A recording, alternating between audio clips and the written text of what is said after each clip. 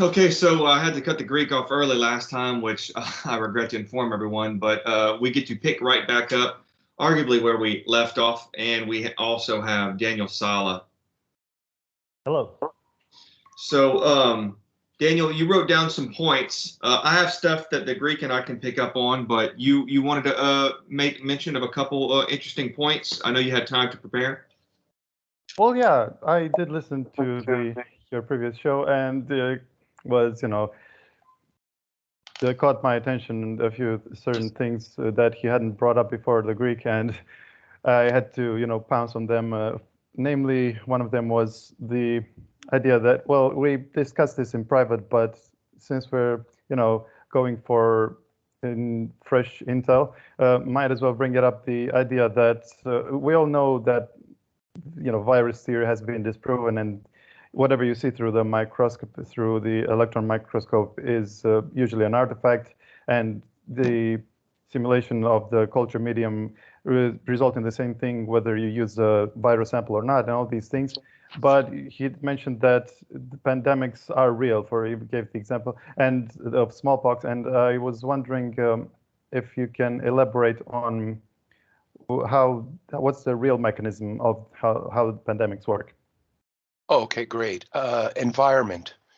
The where the body starts and where it ends is actually the environment that's around you. For example, I brought up, if you recall, seasonal eating.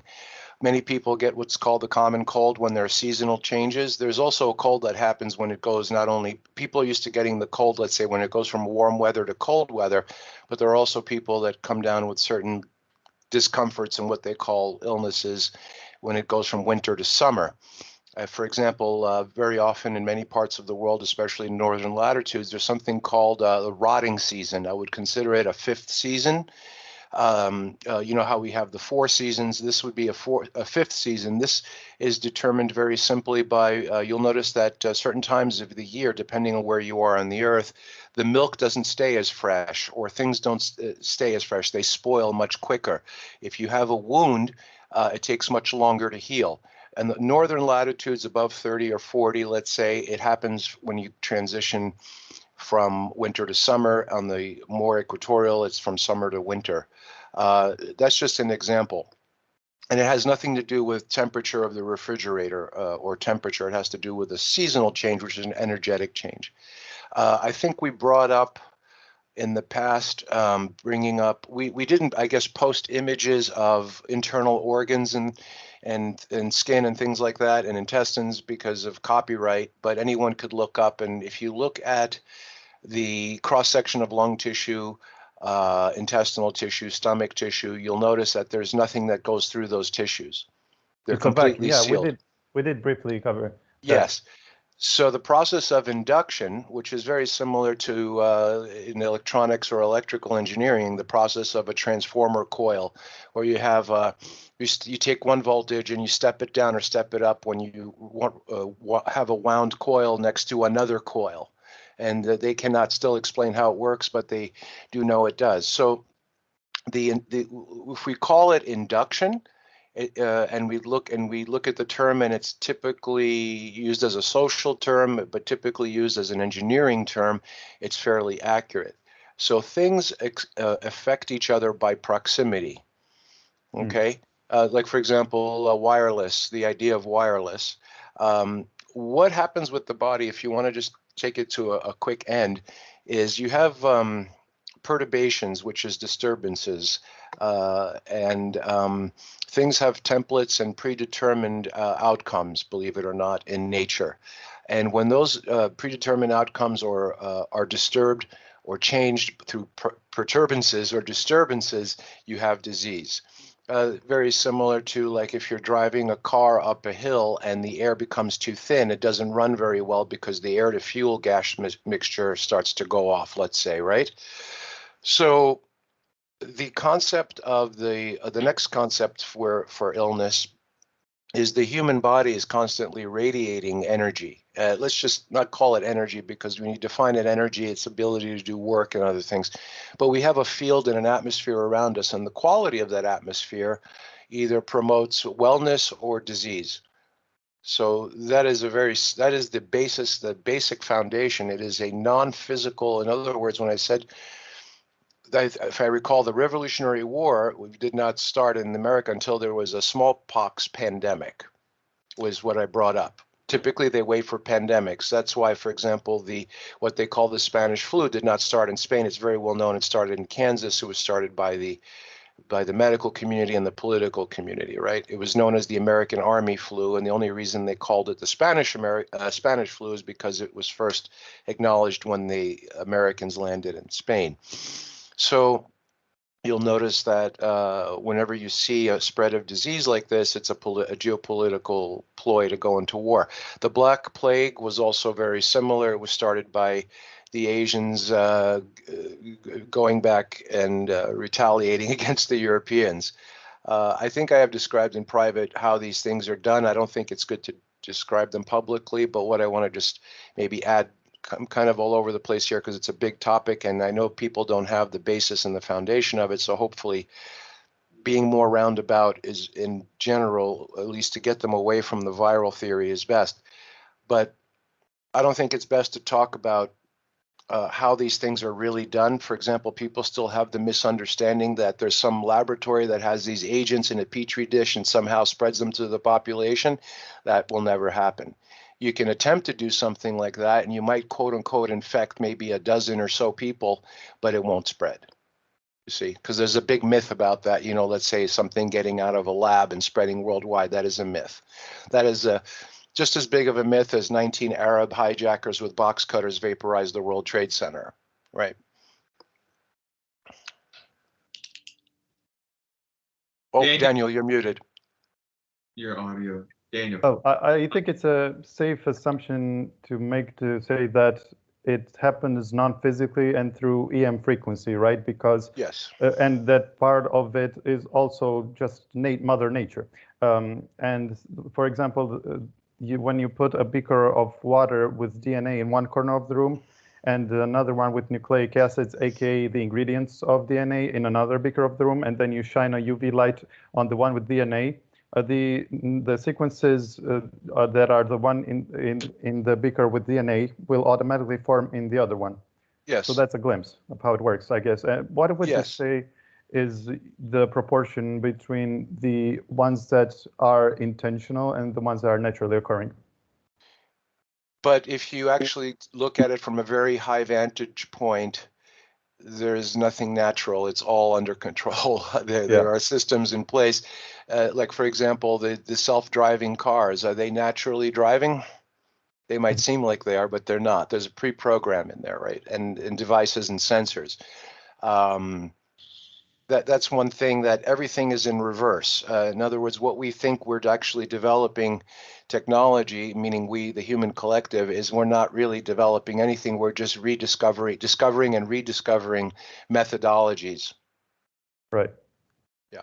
Now, one more thing about the idea of contagions and all that is, and you said EM, it's actually beyond current measurable frequencies, because the way the frequencies are measured, let's say, if you were to say the frequency, I would say it's more Planckian, like Max Planck, you know, in other words, these are frequencies that are beyond measurement. There are ways to measure them, but not with current devices, because all of the current devices are based on pressure. All of your frequency measuring devices use sensors and transducers that rely on a certain kind of pressure to activate them to create an analog readout for the observer or the scientist. These types of frequencies do not work that way. They work on a scale that is not pressure-based. In other words, you might say vacuum-based, but not vacuum as people would consider a simple vacuum, but a biological vacuum, which is an oscillating vacuum. Like people talk about nitrogen, for example. Nitrogen is a pulsing gas. I can prove it, right? Also, you have to go back to a very simple methodology that the ancients used of hydrogen. We consider hydrogen to be the first element on the periodic table, but the word hydro means water and gen means to generate or create. So literally, that is a gas that it has to do a lot with water. So just like you mentioned, there are many experiments where even beyond putting the DNA replication in one room, it's actually happened across the world. where they have distilled water across the world and they send a certain frequency, and within 8 hours, the same DNA appears in distilled water. Okay. Through sound? Through electromagnetic frequencies used as a carrier wave, right? Yeah. So one thing you have to understand is, like, for example, in ancient texts, they talk about, especially the biblical text, when something is deemed spiritually clean or unclean. Like, for example, if someone unclean touches something that is inanimate, then that inanimate object now takes on that status of being unclean. We might visit it as something like, for example, if someone, quote unquote, is diseased, lays in a bed or touches something and you touch it, then you become sick. There is a very strong truth to that, by the way, that it is conducted that way, but it's done through what's called the actual hydrogen. But again, if I say hydrogen and your mind goes to the first thing in the periodic table, you miss the point, even in the name. Like, here's, for example, let me just give something, because everything ties in together. The concept of alchemy, one of the biggest disappointments on the internet for me is researching alchemy. If I told you almost 100% or 99.9999% of all the ideology and philosophy about what is alchemy on the internet is false, it would be hard to believe. But let me explain. Once the alchemist, or the person working with spiritual transformation, let's say, of the world, that's really what it is, because alchemy is not just material, but it's social as well. The concept of the good wizard or the good witch versus the bad wizard or the bad witch is a social thing, be based on the characters of those two polarized, but it's actually alchemic as well. Okay, so for example, you hear a lot about lead being turned into gold. And here, I'll give a little secret on how that's done, because that's the difficult way to do it. You need a very high spiritual development to do that. But the way that lead is turned into gold is by having lead, listen very carefully, is by having lead release hydrogen. Because if you look at mathematically on the periodic table, if the lead releases one proton and one electron, it becomes electrically on the periodic table gold. Okay, so people are looking, well, how do they have done this in high energy nuclear reactions, by the way. When they use lead shielding, they've come back after months of running high energy nuclear reactions and find it's coated with gold. So, but really what's happening is, if we say hydrogen is just one electron, one proton, whatever, we miss the point. So the point here is, how do you get a hunk of lead or big mass of lead to release hydrogen? Because once you get the lead to release hydrogen as a gas or a liquid, you will end up with gold. And I just gave a very big secret on how it's done. Stop looking at it as electrons and protons and look at everything in hydrogen. Like, for example, there's a lithium shortage, they say, or it's a major industrial proponent for the way the future is going with power storage, right, with lithium batteries. Why not take hydrogen and helium, which are more commonly found, and combine them to make lithium? Why not do that? For example, petroleum. This is what got Germany in trouble in World War I. It's a hydrocarbon. Why not take CO2 gas, which is readily produced and readily available, and water, and make hydrocarbons? And by the way, there's plenty of companies and laboratories online you could look up making petroleum from water and CO2 gas. There's a process. There's one process called Towns gas, which was done 150 years ago. And this goes on and on. Yes, you do need catalysts. You do need a catalyst.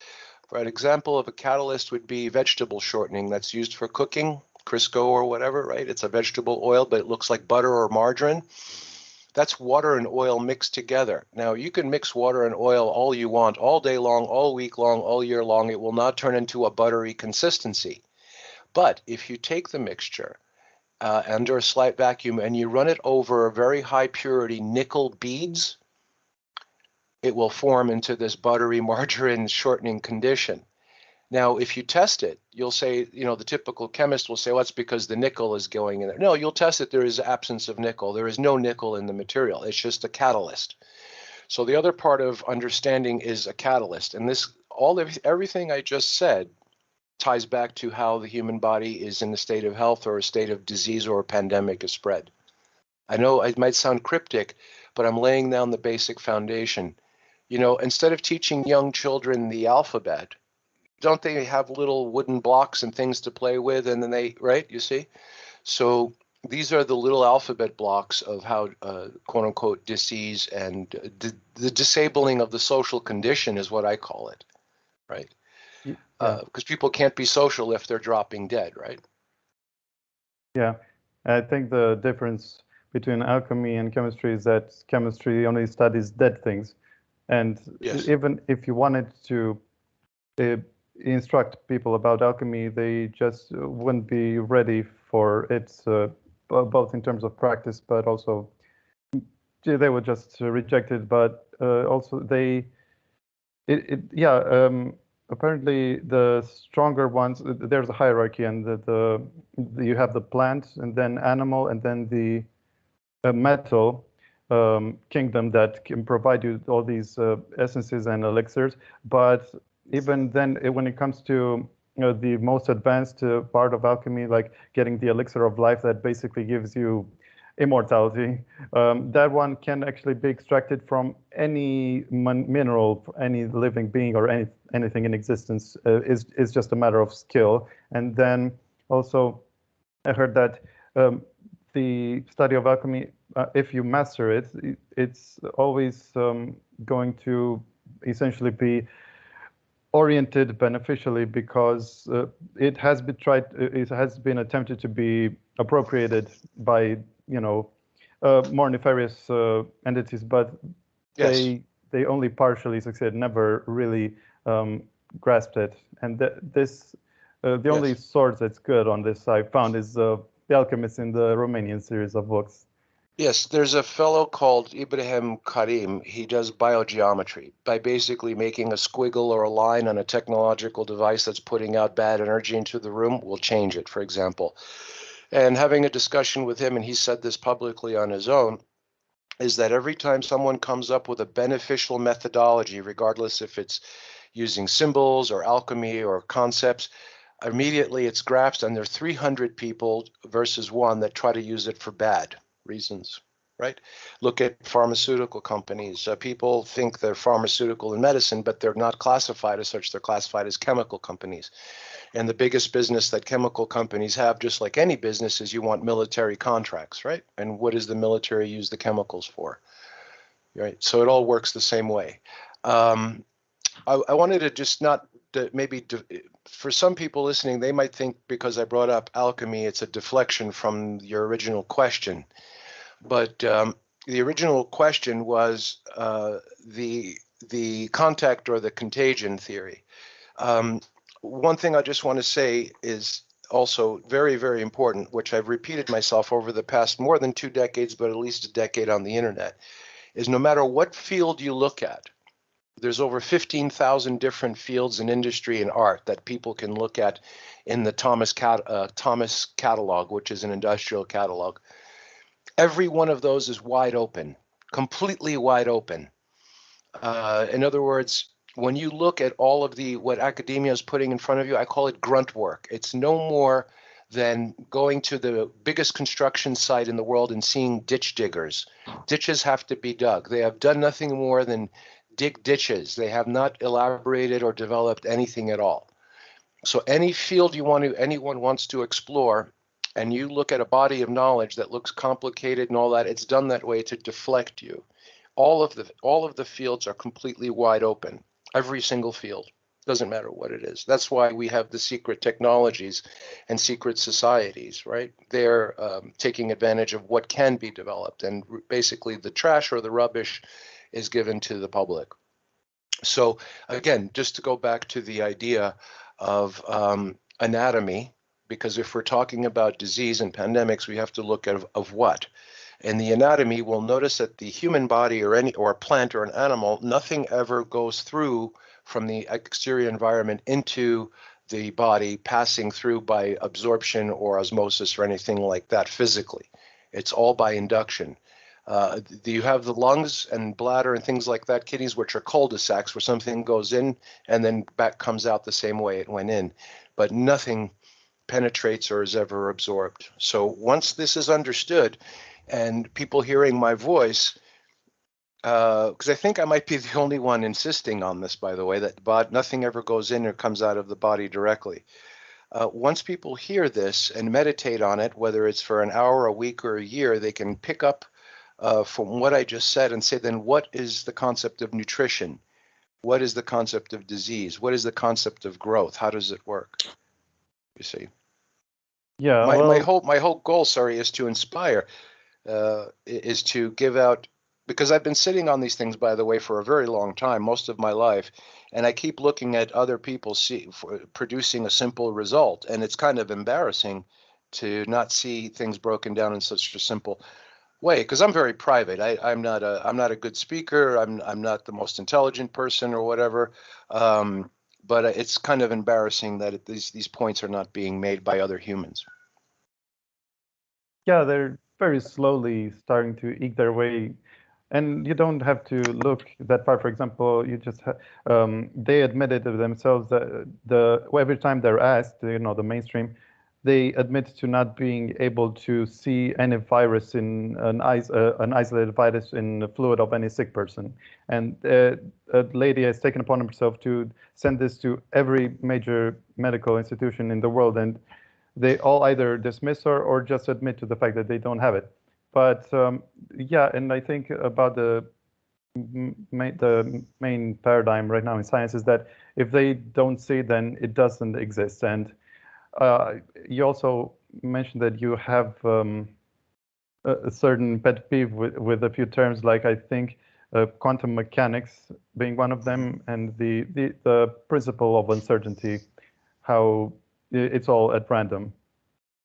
There is no. It might seem random. For example, two nations going to war, when the frontline infantry of one moves on the other, they might look very random, but I'm assuring you that it was very well planned before. The same if you watch, let's say, an American football game. You'll see a line of scrimmage, they blow the whistle, the game starts, and they're running across the field. It looks very random, but I assure you it's been planned very, very closely before it started.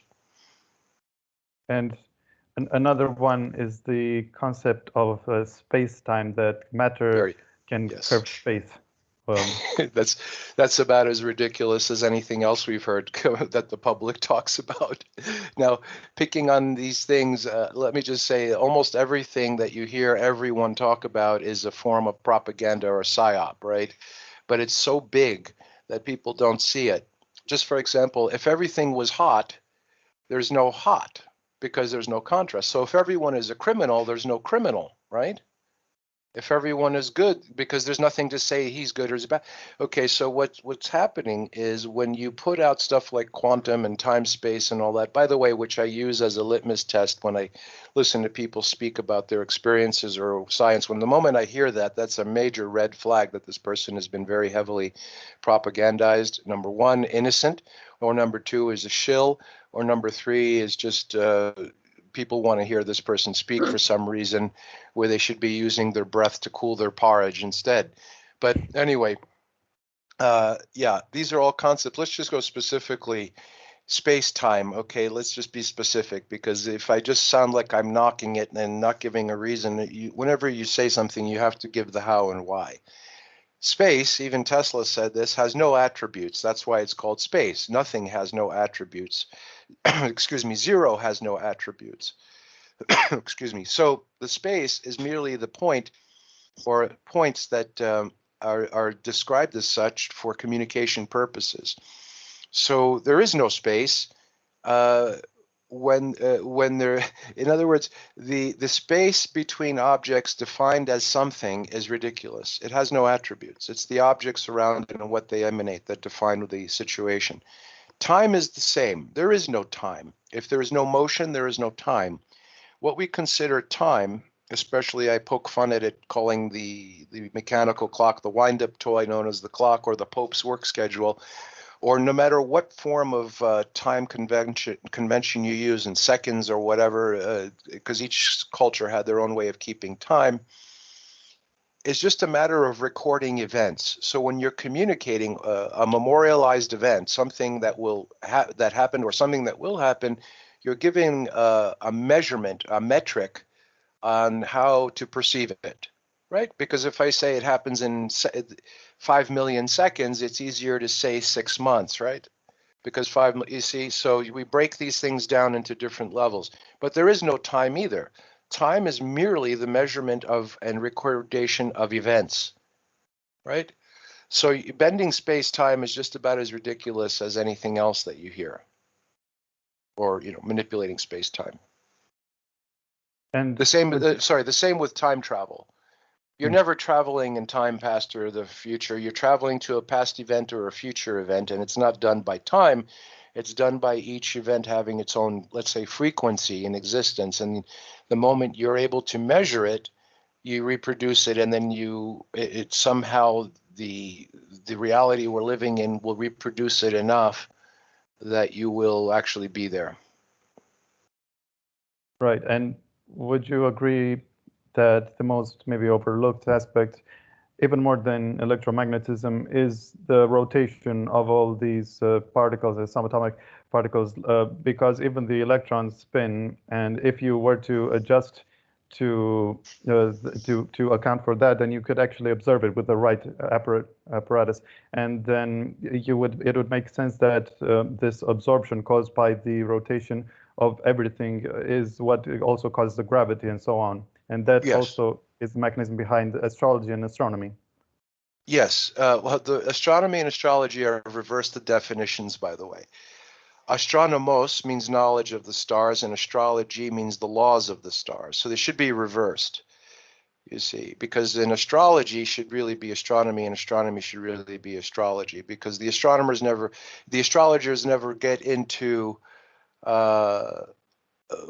this planet being in this house when it's made of gas and has this or that quality to it. You see, astrology is knowledge, and nomos, astronomy, is the laws. So when someone is looking at astrology or an astrologist, they're really an astronomer, and vice versa.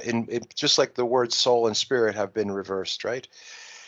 But in terms of gravity, there is no gravity either. The gravity is a resultant of the ether. The ether, okay, everything in nature, even the hardness of materials, is pressure differential. In other words, something that has more pressure will resist something of less pressure, and something that has more pressure will want to go towards something of less pressure. So the reason you have the illusion of what they call gravity, which is just a name, is that the Earth represents a sink, like something that falls into something else, of ether. So, and when you understand the potentials are reversed, where the ether goes from low to high potential, the Earth represents a high potential ethereal zone, as many of the planets, actually all of the planets do. And the low potential ether is rushing towards it. And the ethereal component in matter is being dragged along with it. Very simple. The electron and the neutron and the atom is a fallacy. It is just a communication. For example, the ether expressing itself in material form is the same as material, is the same as, let's say you have a fan, an electric, a wind air fan on your desk, and it's off, and it has, let's say, 10 blades on it. You can put your hand through that fan anywhere, and you have a lot of quote unquote space, and you can move safely through it, correct? Yeah. What happens when you plug that fan on and it's spinning at 1500 RPM? Those 10 blades start spinning, and that zone appears to be solid. Anything you throw within that zone that the blades pass through appears to be solid. The same with a wheel on a bicycle or anything that's rotating. And the faster that it rotates, the more solid it appears to be. So if you're moving at the same speed as that fan, you could probably negotiate some kind of traversal through that. Or if you stop the fan from moving, you can negotiate a traversal through the fan, like as if when it was not plugged in. And that's simply the condition of matter. What they're calling the electron potential, which is electrons in science is EV, right? Electron volts usually. That is when they have a resistive element. In other words, when the material is put under certain pressure, it will create some discharge. In other words, once the mechanical pressure or mechanical movement is introduced, there is a charging sequence that happens and then a discharge. And that discharge, or resistance, altered condition is what they're calling an electron. Right. The same as blood pressure. The doctor straps the medical technician. Calling them a doctor is more than they deserve because they're not. They strap a cuff on your arm and pressurize it to stop the natural blood flow and then tell you you have a certain condition called blood pressure, when in fact, everything that's moving inside the body is under a slight vacuum. In other words, less than external pressure. Otherwise, all the liquid you would be at your feet and nothing at your head, unless you had a 1,200 horsepower pump in your chest, moving it through 0.3 millimeter capillaries. See, so they like before what happened the past 2 years, they already had scammed what? There's 20 or 30 million people that insist on taking blood pressure medication and other things like that. They already had scammed that many people. So why not go to the bill, scam everybody, keep scamming, right? So most of the medical conditions, if not all of them, are medical fiction. Most of them, those diseases do not exist, by the way, and the major ones do not exist either, right? Yeah, there I are hope no this is specific understood. Yeah. diseases. But yeah, I also about the ether, there must be different levels, I would think, also because just how light behaves differently depending on where it is in the universe, and of course is the background on which everything relies on in matter manifests, including the background of the spin and everything. But I would guess that it has different levels, right? Because of how, for example, it's also misinterpreted the Big Bang theory that the universe is expanding because of their interpretation of redshifts. They think that it's going away from you, whereas all that redshift is well, it's not No. linear. It's tired light. Yes. It's between That's been galaxies. disproven. The Doppler theory of the red and blue shift has been disproven already because it never took into account on the emissivity of the bodies they were measuring and the emissivity of the material. And also their instruments were very biased and crude. Yeah, just like they came up with water being H2O, which it's not. Yeah, and about the gravity, I still would like to elucidate this because there are so many opinions about what exactly keeps you upright in hollow earth, assuming you by now you have been clued into the Sure. idea that the earth is hollow. So the conventional theory, and the one that you hear in the science, the very few books about it that are scientific, and the most of the literature, at least 3 books that I found, say that respect the shell theorem, which says that the center point of the planet is basically 0 gravity, and that you're being kept upright by the mantle on either side, which means that you're at 0 gravity in the middle of the mantle. You don't have to be there. 0 gravity. Again, if we let's say gravity is a resultant of a motion of the ether, that resultant of the motion is what we call gravity as a thing. Now, there's something that is not really much discussed. It's done in music. It's called coherence, right? So when something is coherent, in other words, there's a certain amount of harmony that is conducive to growth in life. Direction doesn't matter as much, you see. Like, for example, if we're on a big ball spinning in space, why is it that people in Australia aren't falling off and the people in Australia saying why the people up north are not falling off, right? Because there's a coherence there. There's a big thing about the flat earth and the round earth, and I say it's both, depending on what you're doing. And what you're doing, if it's coherent with what you're observing and your result, then you're good to go, you see. That's why, let me give another example. I was speaking with someone, an SSP person, and we wanted to bring up gravity. They didn't want to hear what I had to say, of course, because they already had their mindset. But I asked, what about the drive systems? How do you get these ships and vehicles to move? I said, it's plasma engines. And I said, really? If you have a device that's making plasma, well, that's what it's doing. It's making plasma. It's not making anti-gravity. If your engine is making plasma, you're making plasma. You're not making the effect. You see, so it's very difficult to communicate this, right? To many people or to the public at large, or even in a private discussion. In essence, there's a concept of shielding. You have to know how to shield and redirect. in order to create that quote unquote levitation effect. And the best way to do it is through biology. For example, when you are walking around, like you said, walking around in the core and the mantle and all that, just being on the surface, for example, if you're walking around and you have levity, when you lose that levity, you feel sick and you have to lay down. The people that are very sick can't stand up. Okay, once you understand and study what is going on there between the structure, irrelevant of the structure of the body, let's say you have a skeleton or an exoskeleton, because an insect doesn't have an internal skeleton, for example. Once you understand the concept of levity, then you will be able to progress in the field of anti-gravity. The other thing is the rudimentary way to do it. Just like if someone couldn't stand up, you made crutches for them to stand to assist them.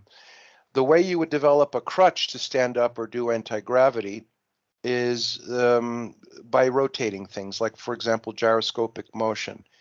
Back in the 1920s, it was banned. Anything that had to do with the effect of rotating devices was banned or just quietly eliminated. I dare anyone to find a scientific article anywhere in the world about the effect of gyroscopes. There are in Russia. On what's that?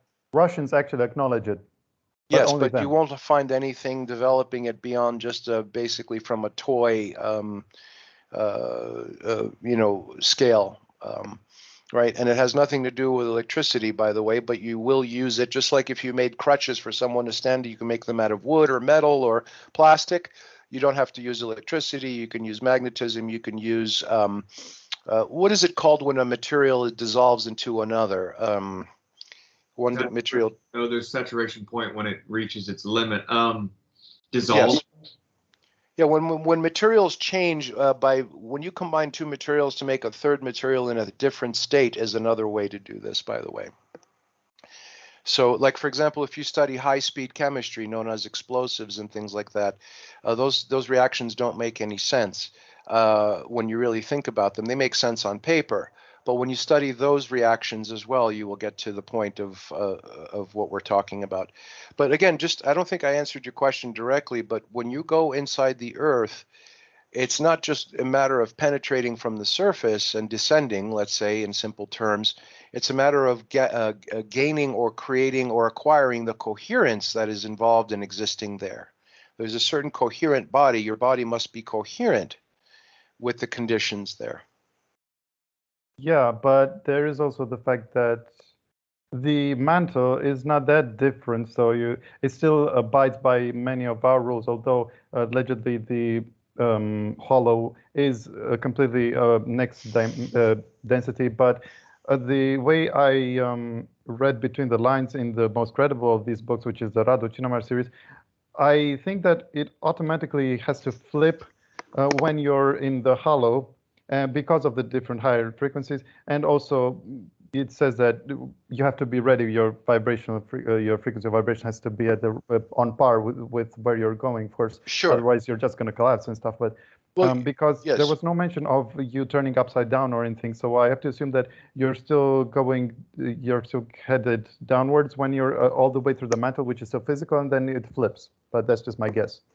Well, it would be, okay, let's not think about it flipping upside down. Think about it, you're standing still and you get on a train that begins to move to a speed where you're going 100 kilometers per hour and everything around you suddenly seems to be moving by you very quickly, but you're not moving, you see, but you're the one that's really moving, let's say, right?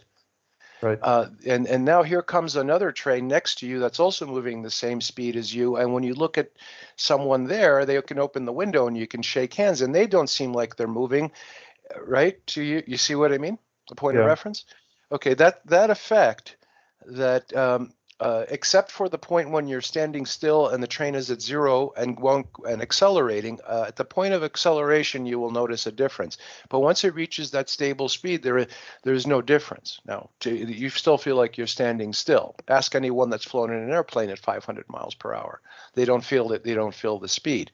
Just like they say the Earth is spinning at whatever speed, you don't feel it. The same way, once you reorientate yourself and there's coherence around the being that's experiencing this, you don't feel what position you're in. It doesn't matter unless you start looking directly at the exterior. Right. That is the same phenomenon, sorry, I described whether it's a round Earth or a flat Earth. If you're a farmer or an architect, the Earth is flat. Obviously, if you're a farmer, the sun goes around the Earth. It rises in the east and sets in the west. And you must understand that and use that to your benefit. Otherwise, you will not succeed in growing crops. You will starve. If you're an architect, you use a level and a plumb bob when you're putting up a building, meaning that the Earth is flat. And if you don't know that, the building will be crooked and everyone will laugh at you. Why are you building using such poor practices, right? But if you're a land surveyor and you're using a theodolite and you're measuring to make a map, as you keep going, you're going to notice that none of your lines line up because of the curvature of the Earth. So you have to start compensating with steps and things like that that you see on borders, unless you follow a river or something. So if you're measuring the Earth, Lagrange points or Cartesian or whatever, you better understand the curvature. If you're an architect or a farmer, you better understand that it's flat.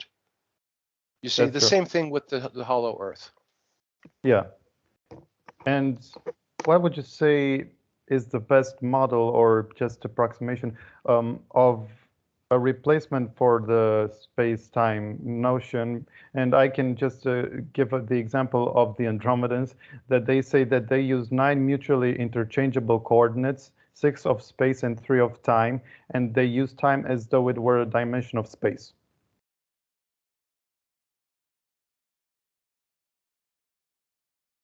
Yes, I would say that most of those coordinates are biological and consciousness-based, if you know what I mean by that.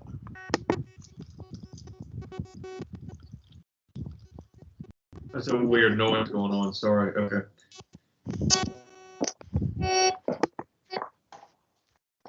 Okay, is that better? I think I had some interference there. Okay.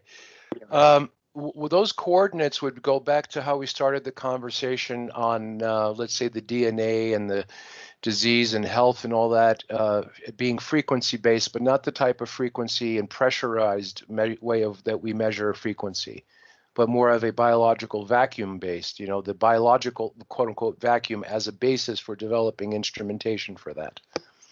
Or a consciousness intuitive base. For example, the consciousness study that there is such a thing as psychic powers or psychic ability in remote viewing or telepathy or telekinesis.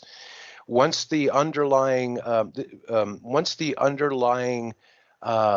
basis of how those things work is, let's say, established publicly, more of those coordinates will be understood. So if you were to speak with an Andromedan or Arcturian that uses that, you will find that the majority of those coordinates are consciousness-based. In other words, the way the mind works. Now, by the way, I will plug in Donald Marshall if anyone wants to look him up. It sounds kind of crazy about the cloning centers.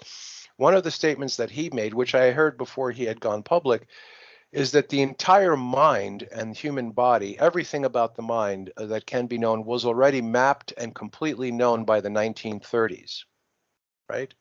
By who? By the people that established the cloning centers underground that Donald Marshall speaks of. The reptilians.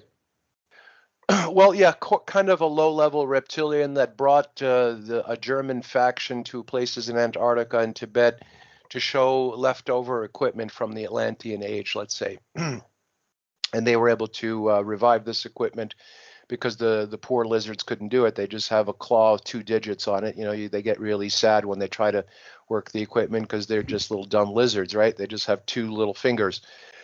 So they brought the humans over there that would work with them as well. But the entire mind and consciousness has already been mapped. In other words, consciousness transfer, where consciousness can be taken from one being and put into a clone body and vice versa during REM consciousness transfer. So enabled to the technology, which supposedly cannot be blocked. There's no disclosure of how that can be blocked or how consciousness moves.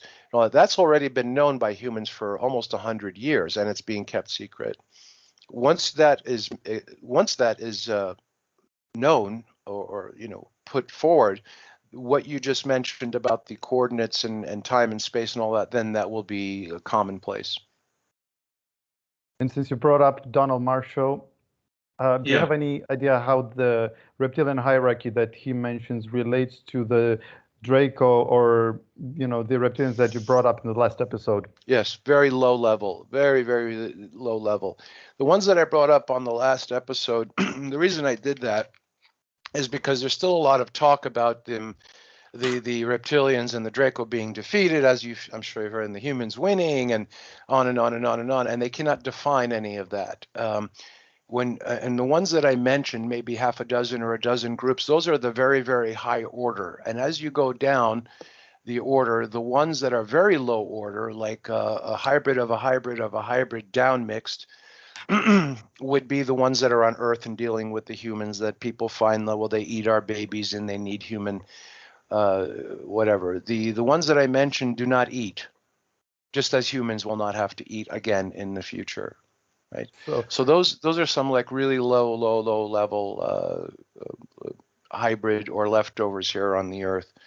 They would be let's say when I say low level, it's so low it would be like when you look at a human being or an animal, and then you look at bacteria, a simple single-celled organism. That's the difference between the Draco and the reptiles that Donald Marshall is talking about. That's how far removed they are. Right.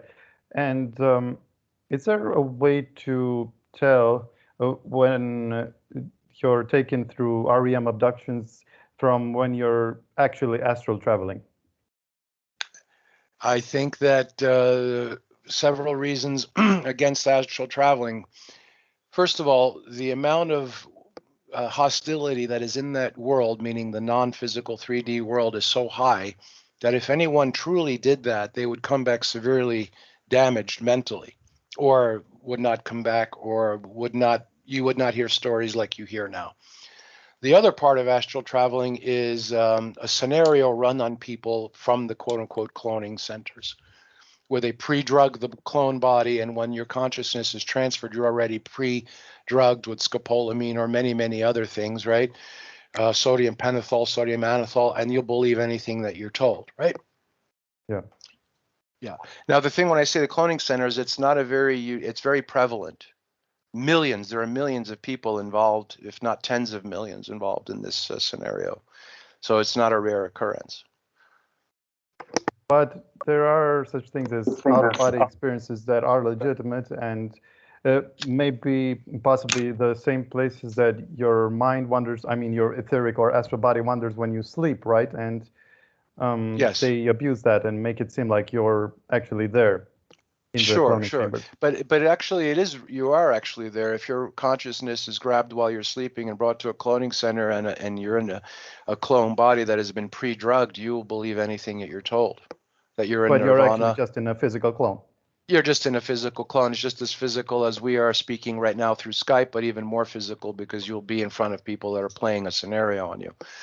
That's why I speak so poorly about a lot of the communities that I'm not going to say directly SSP, but anyway, because I think they're all victims of that, the ones that are public.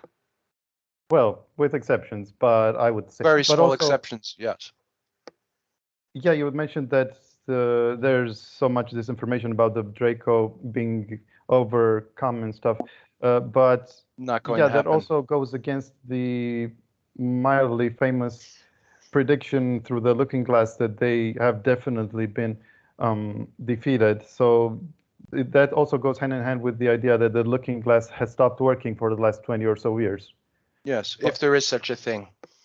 Well, there apparently are. There are multiple. There's enough. It might exist, but what we're being told about it is not necessarily accurate. Because you can let's just move forward. You can develop your own Looking Glass. You don't need their stuff. You already have everything that you need. If once you understand you're only your incarnation here is less than 1 or 2% of what you potential is. Yeah. And about lastly, about the underground cloning chambers, would you say that everyone, including us, is a target? And is there a way to defend against it? Unknown. I would say yes on the first one and unknown on the second. I think the best way to defend oneself if one does not know how to do it directly is by involving a third party. Like, for example, a very wealthy guy, he's not a triple master black belt, and so he may not be able to defend himself. What does he do? He gets on the phone and calls a security company to protect him, you see?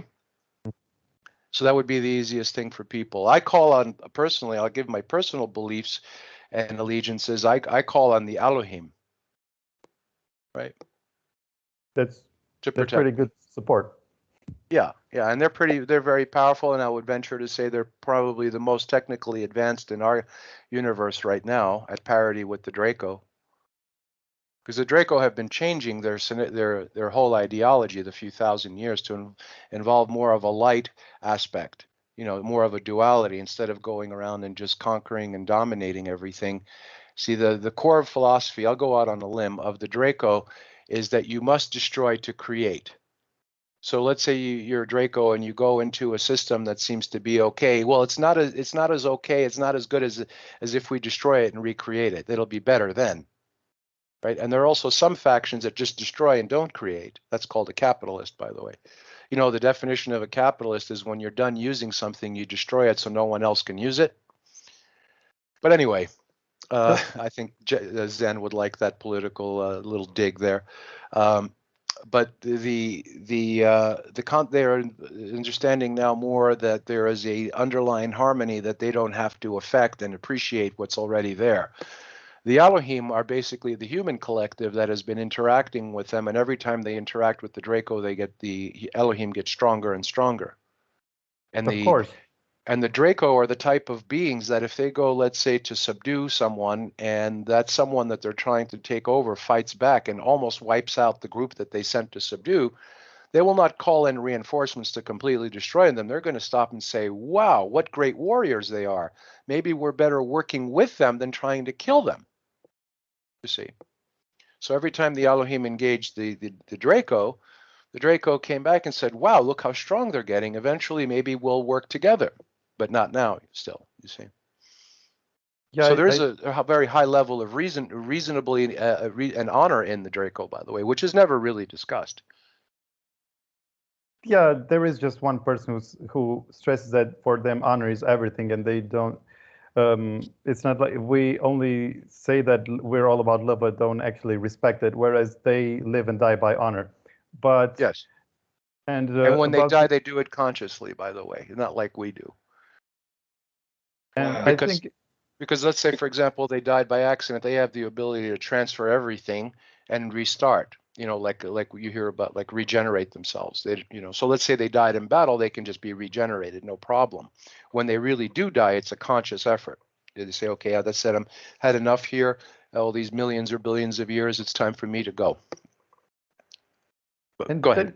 There's also a certain degree of hypocrisy with all this reptilian slamming, because without them being more apparently harsh, you wouldn't have this complexity of the scenarios going on Earth. This they're necessary as much as anything, and they are apparently part of why we are so physical right here, and why it's attractive idea for all these more allegedly high density beings to incarnate as us, and it wouldn't have been possible without the reptilians who get all the bad reputation. So also I don't know if you can vouch for this, but apparently the way they operate is they subvert the population. They only infiltrate it, and they usually pick one that is neither too advanced nor too primitive, and usually one that's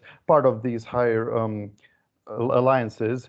And then they hybridize just a little bit with them, just a few percentages, and just enough to have resonance with them, and then just guide them after their own will. Apparently, this is also the divergence that happened around 5,000 years ago. And do you know anything about what the dumbing down of the humanity that happened around that time?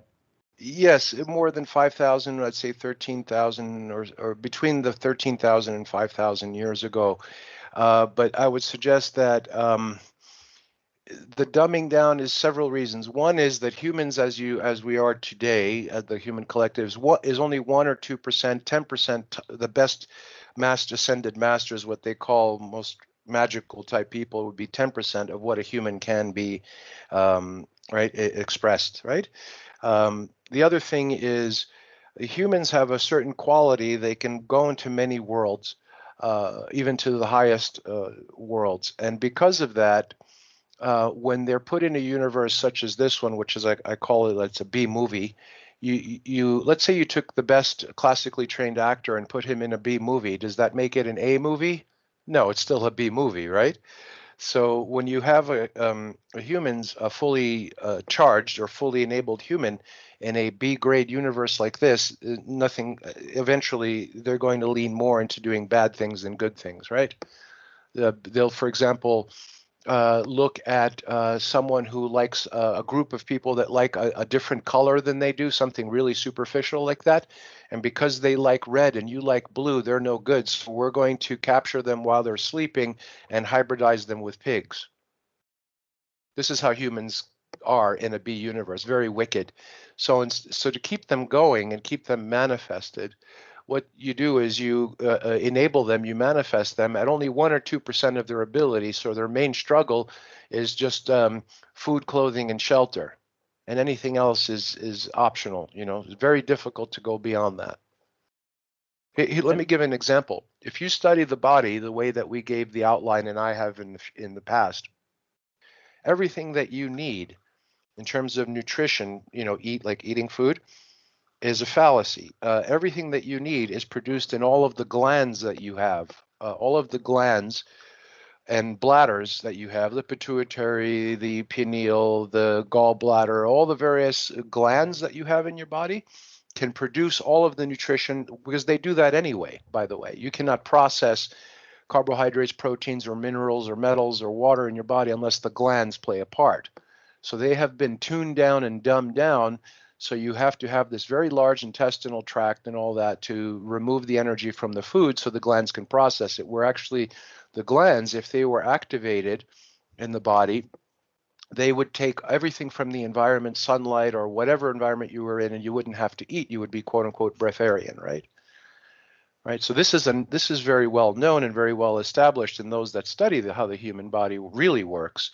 So right now it's very difficult for people to be quote unquote breatharian, because we've been put in a situation where our main concern is spending most of our time to get food and water and making shelter just to exist.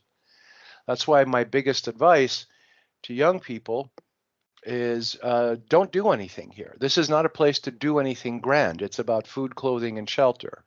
And once you establish that, some people say, Greek, that sounds oversimplified and not very good. I said, yes, but once you establish that being here is about food, clothing, and shelter, and what you want to do is get the best quality food, clothing, and shelter for yourself being here, while you're on that quest to determine that you want to acquire and afford the best things here, you will also learn about everything else in the meantime.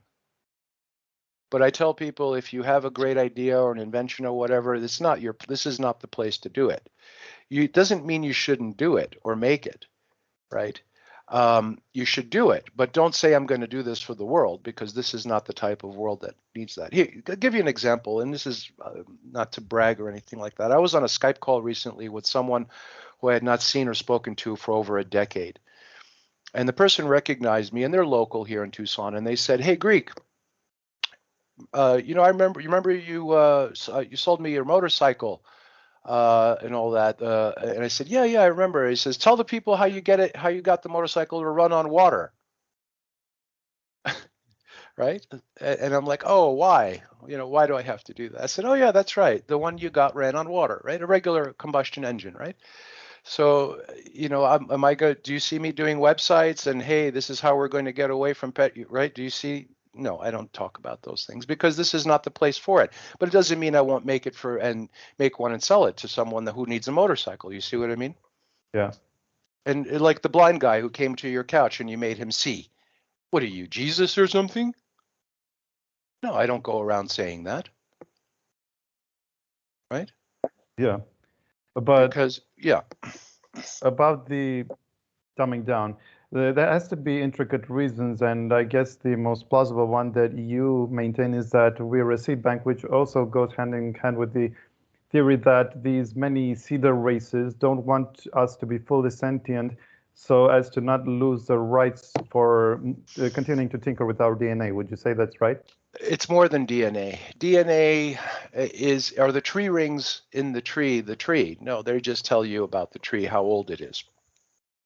Do you know there's a guy, I think Lipton or someone else, that did experiments with protozoa. He removed the DNA and they just multiplied and lived a normal life, right?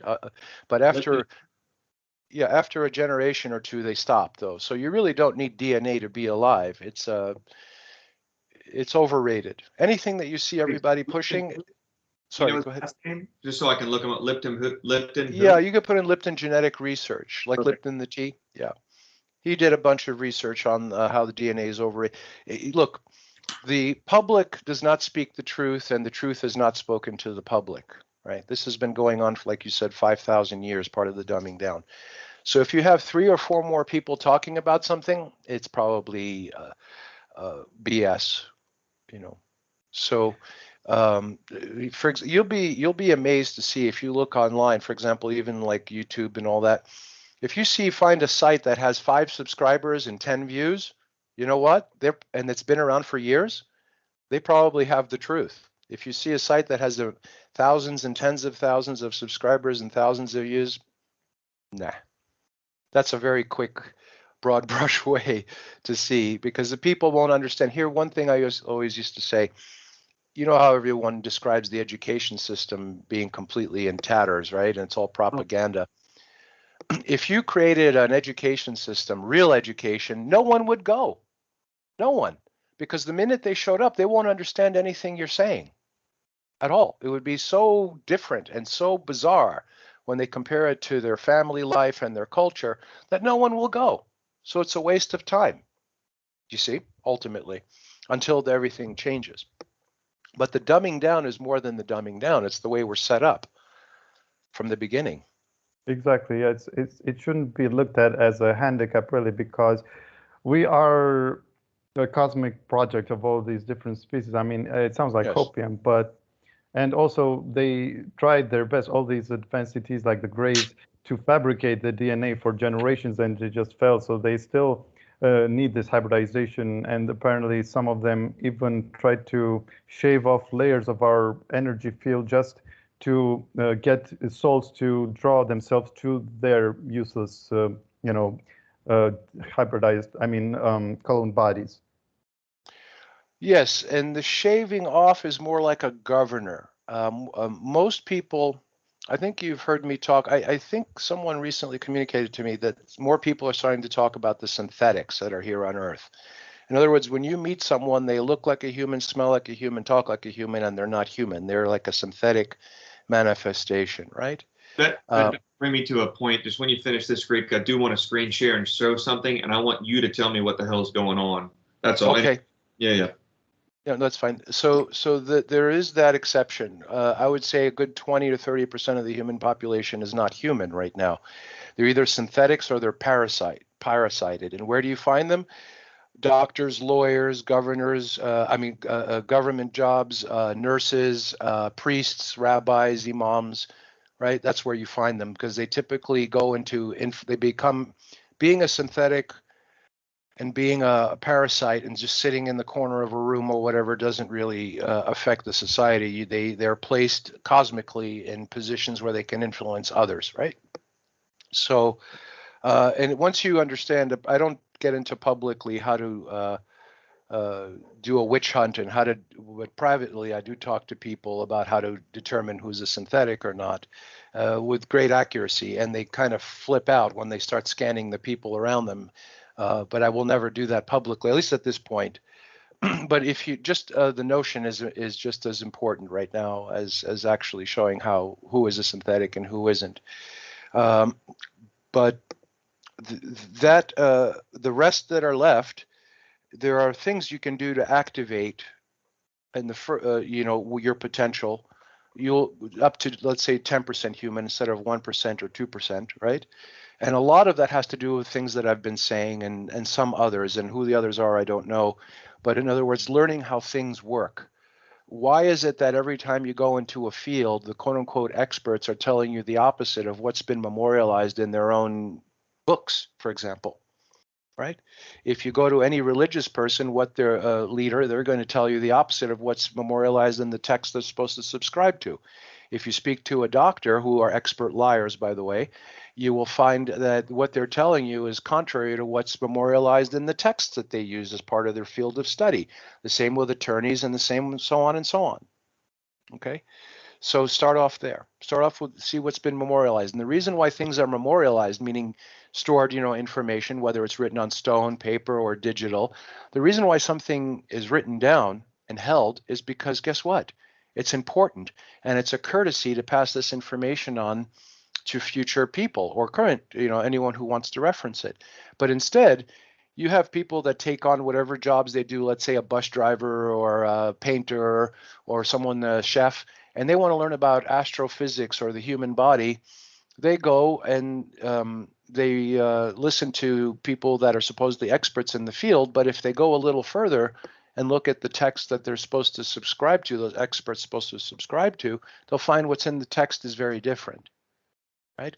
Because people don't want a home cooked meal that takes 3 hours to make. They want something out of a can that's reheated. So when you're going to a quote unquote expert, that's what you're getting. You're getting a meal out of a can, which is not good for you eventually. So until people start taking more time, and if let's say you're a chef and you want to learn about astrophysics, unfortunately, you're going to have to learn how to go through technical documents very quickly. I've also done talks on how if you gave me, let's say, 1,000-page technical book, in 6 hours, I can have a discussion, in-depth discussion with the author of that book. Not because I read the entire 1,000 pages, I know how to go. And I used to instruct people on how to go through massive amounts of academic and anything that's written or memorialized very quickly and get the main points out of it, you see. And you can condense it down to like 15 minutes. But yes, also, I think that that's the whole point of text in the first place, because is to memorialize these things because of the current generation. I mean, the nature of this grade of humanity. I don't know the generation exactly. Maybe some say it's the seventh, but in any event, so about you also mentioned the Noah's Ark, that it wasn't like we thought. It was more of a goodwill gesture on the part of the humans, and the rest was really just a collection from the Elohim of the genetic material, and that they don't lose track of these things when they do get lost, so-called, in the cataclysm, right? No, nothing is lost. And let me just put this in perspective. There's so many changes that happen. Like, for example, the cancel culture that they're talking about now. If you find any old Greek Sonic events from 10 years ago, I talked about the cancel culture in great detail before it hit now. And the reason why I did is because the cancel culture was borrowed from the ancient world. In other words, if in ancient Egypt, if you became unpopular, what they did is they went and erased your name and memory from all records, even government records. Where now, if you went and try to erase someone from government records, they would say, well, it's a criminal offense. You cannot do that. But even then, they were that drastic. So where I'm leading to that with Noah's Ark, if you read what they call the New Testament in the book of Shimon Kepha, or what they call Peter, you will see that he mentions in there, he mentions, I'm paraphrasing, that Noah's Ark was still a tourist attraction back then. We're talking about 1900 years ago. Just like you would have a tourist attraction now, like the Busege Mountains or the Grand Canyon or the Niagara Falls, or or some ruins like the pyramids or tourist attractions. That's how less than 2,000 years ago Noah's Ark was. It was very well known where it was and what it was, verified. People would go there on tourist attractions. But now, oh my gosh, where is it? Did it even exist? What happened? You see? Yeah.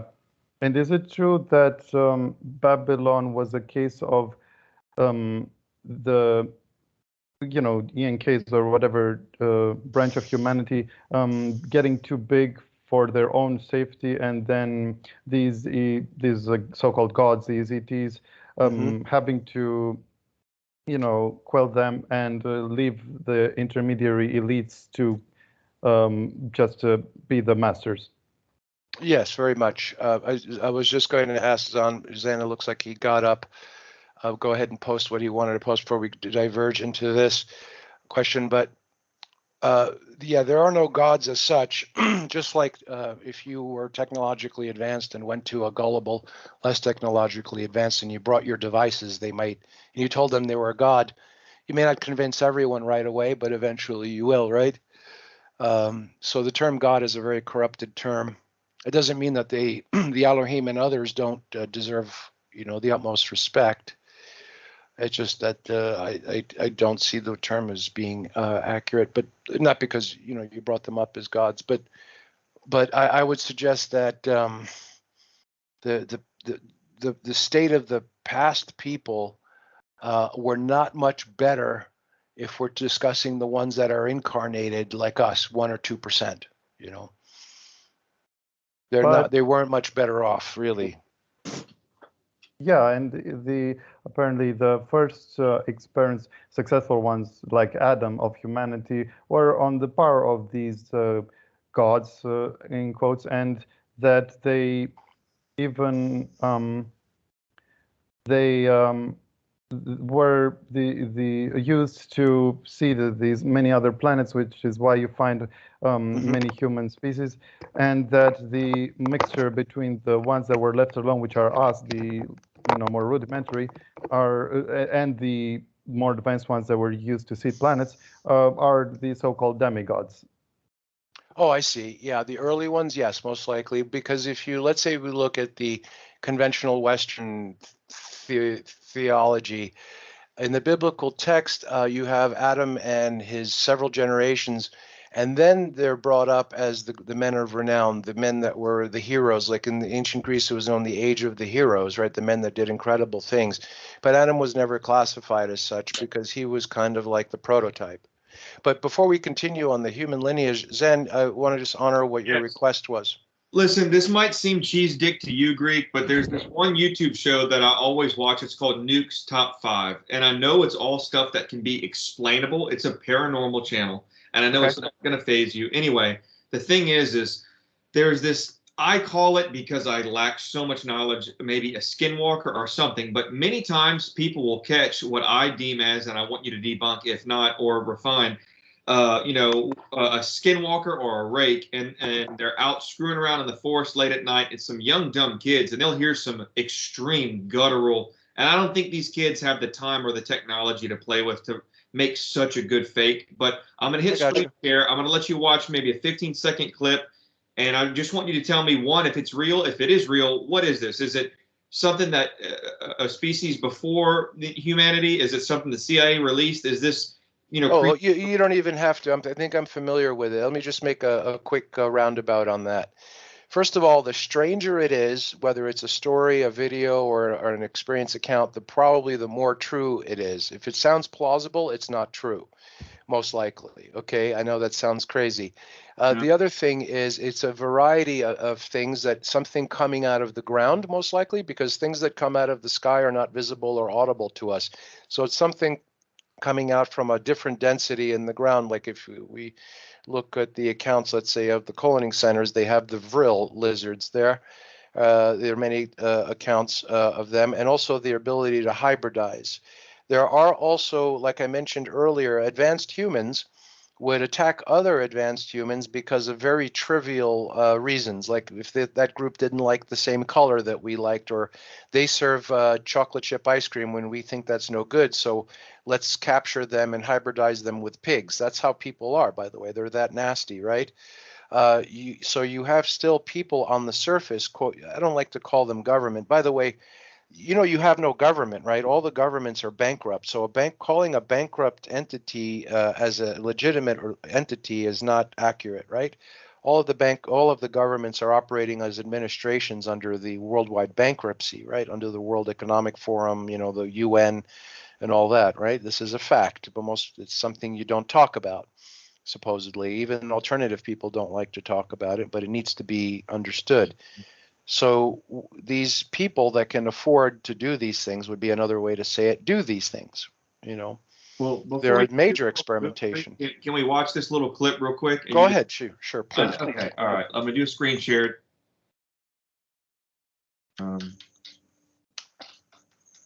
There's also recordings of Bigfoot noises. Okay, all right. So can y'all see what I'm dealing with? Yeah, I see Las Vegas. All right. All right. Oh no, you don't see the YouTube up? No. Shit. Because I have YouTube up right here. You can just drop a link, but go ahead. Let's. What you think you're? I think there's more to it than you. The first. Go for it. The first 30 seconds here. If you can't see it, let me cut. Let me go back to the Skype and. If then, it's audible, just do the sound, then, or well, no, I think whatever you can do. Here's the chat. Okay, watch Greek. Just watch this.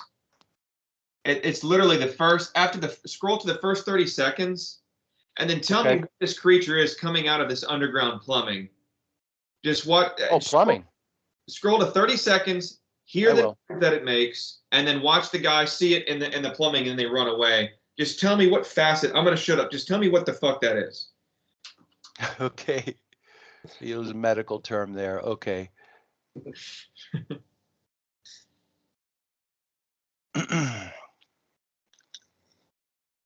I just went completely wireless, and it's loading here. I just moved my location, so still waiting for it to come up. But your main question is just what is it, right? That's exactly it. So this show, I guess I can stop sharing. Confirm, stop sharing. Okay. So this show is a paranormal show, and it's as close as I can get because I don't stay up late and I don't go explore unless I have a gun and all sorts of other stuff. And it's a bunch of people that have no fear, go screw around in the forest or go walk miles through sewer systems. And when they, to prove that there's no such thing as aliens or other sorts of beings, and then they see real shit, get scared shitless, and run away. And I simply want, like, this one thing was just a quick example. It's some creature, the closest I can say in my naivete, it looks like the creature from Pan's Labyrinth. And I just wanted to know, is this some ancient species that, just dwells underground? But also, too, what blows my mind, Greek, is all these people go look for ghosts, look for rakes, look for all this stuff. They never have an AK-47. They never have backup flashlights and all this kind of stuff. If I saw that, yeah, I'm going to be scared. I want to shoot it, bring it, haul its ass out, and bring it to the light and say, look, this shit really exists. That's what blows my mind.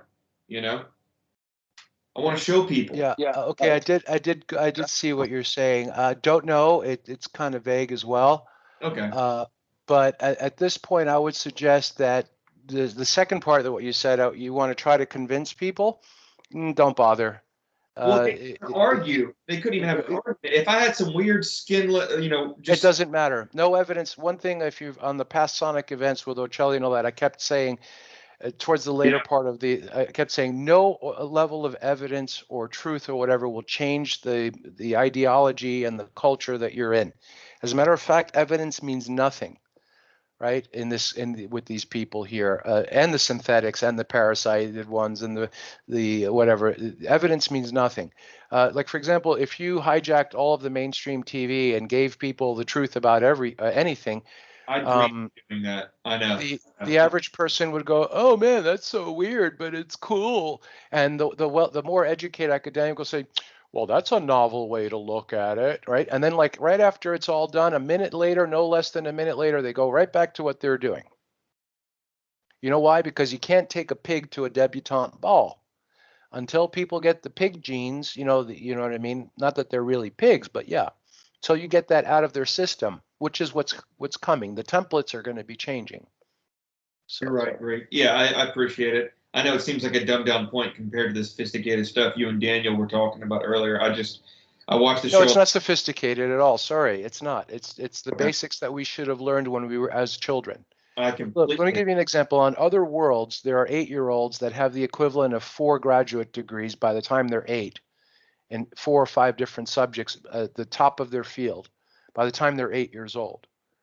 Right? What are some of these planets? Where are these places? That was one of. Oh, they're everywhere. There's look. What is that formula, Daniel? The possibility of planets. What's it called? The how many stars there are times how many planets times how many. Anyway, they're everywhere. You go out. I don't know if there was one name of something I could start researching or.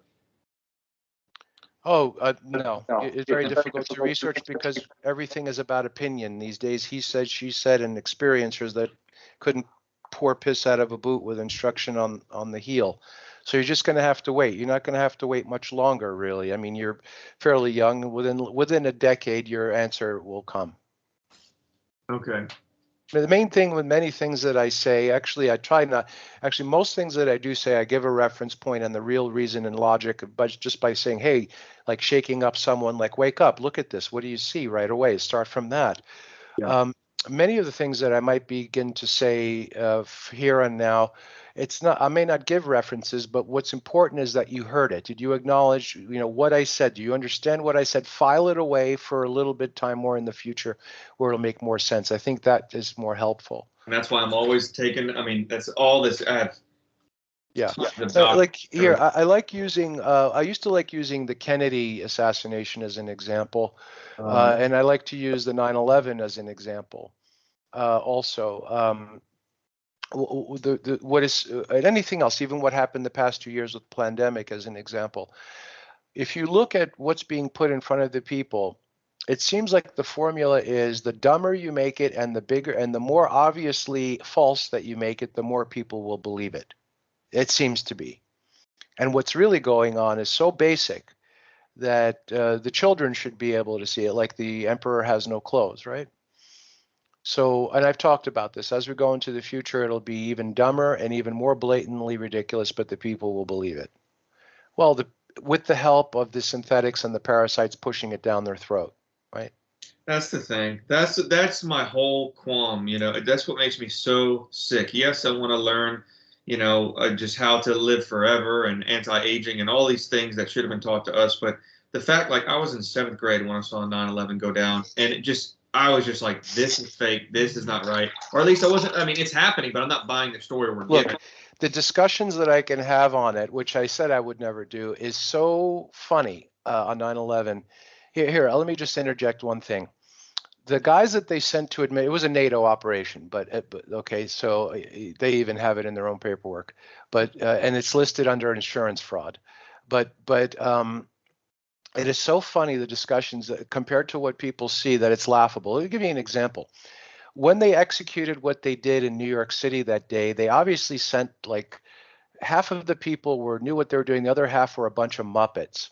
Okay, in other words, when they going from north to south, the buildings involved were north would be Building 7, and then just south of that is the North Tower, and just south of that is the South Tower. The nuclear devices that are put in there, they're called atomic gates. So for example, this is very well known since the 1950s. The Golden Gate Bridge, the Verrazano Bridge, the main tunnels, the main roadways, and the main monuments in this country are rigged to blow with nukes if their country is invaded. This is very typical tactics. If your country's being invaded, you blow your own bridges so the enemy can't use them, right? It's very, very common. Also for safety concerns. Okay, so this is what they screwed up on 9/11.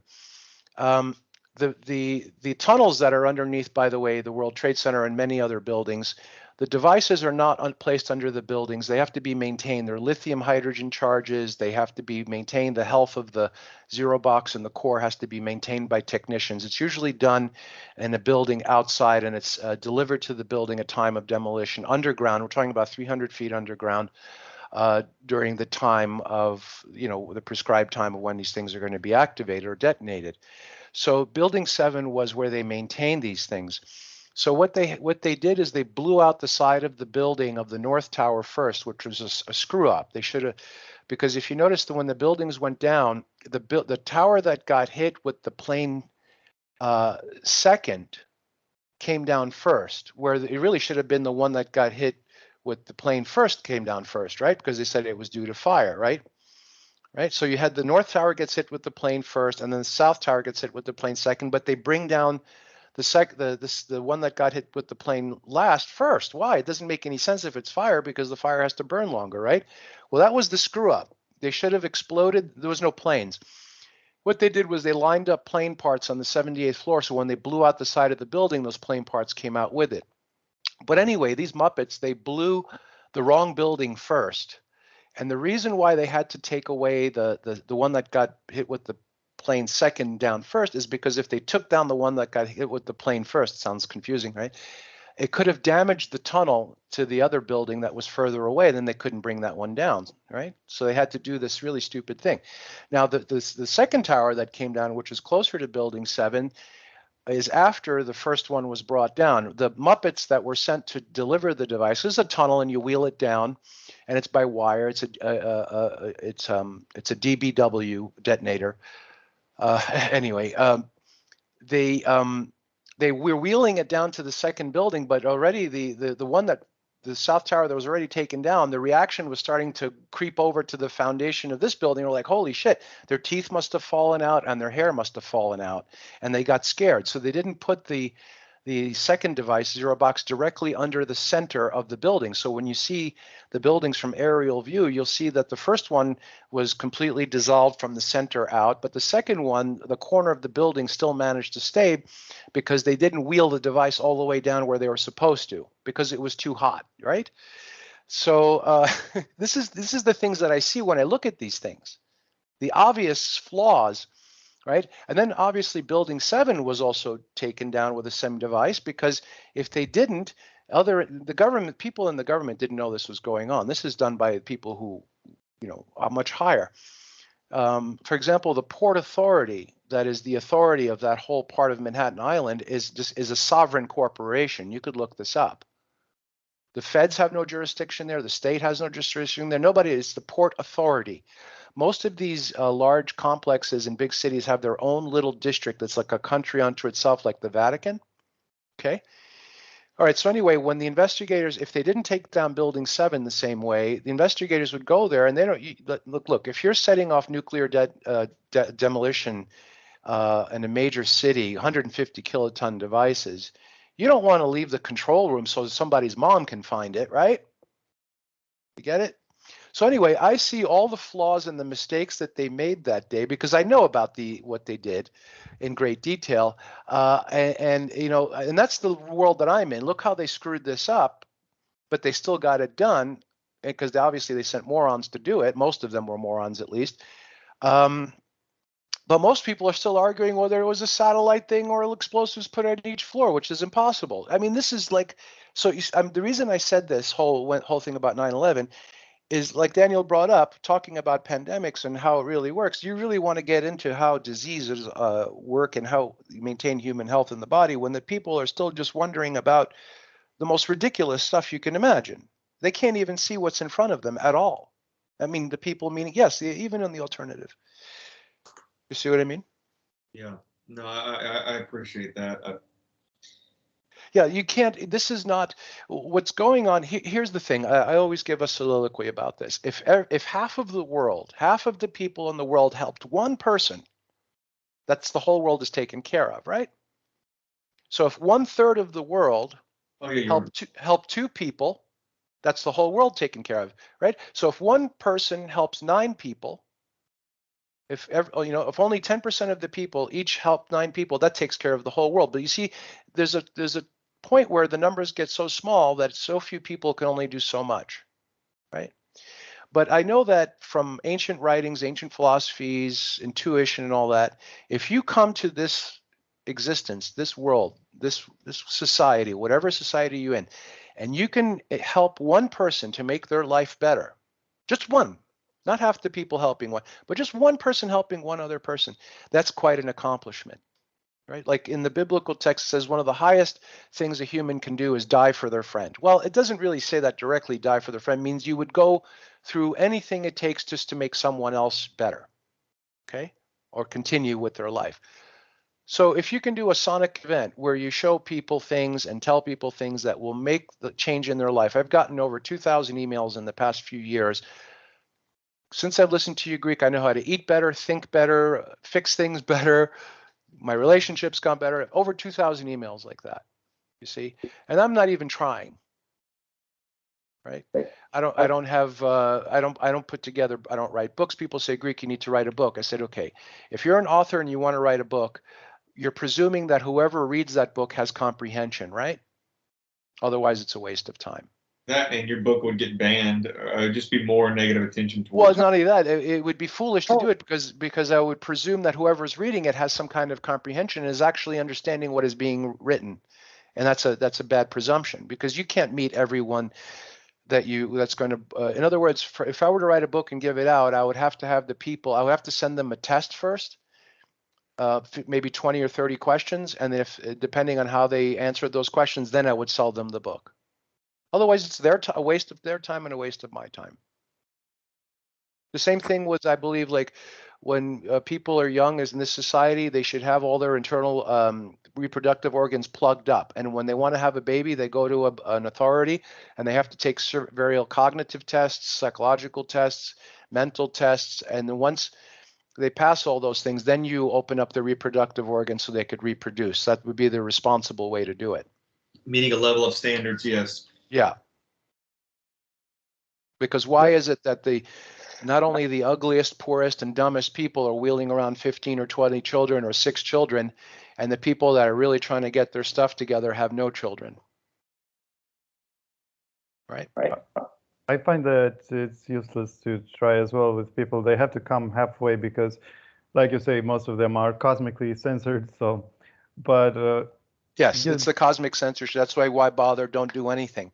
In other words, in a large scale, cultural scale, you do it for yourself, your people that are close to you. It doesn't mean your family, right? Because your family sometimes is your biggest enemy. And on a high, when you go to higher level things, because the concept of the family is a social, whatever culture you're in, right? and yeah. I can And completely. you also earlier mentioned remote viewing, and I know you have some experience with this. And would you be able to go over just how effective it is and what are its limitations? Okay, very good. There's a big PSYOP called control remote viewing. You see all these ex-military people and all that, right? And no one goes against them because it works on a general whatever. And the reason why it's a PSYOP is because they could never offer any explanations. Just like when you go to an alternative doctor, you know, they're going to try to say, take my supplement because it's absorbed better. You're like, oh my gosh. But at least they're not promoting the mainstream stuff, but they're just as bad.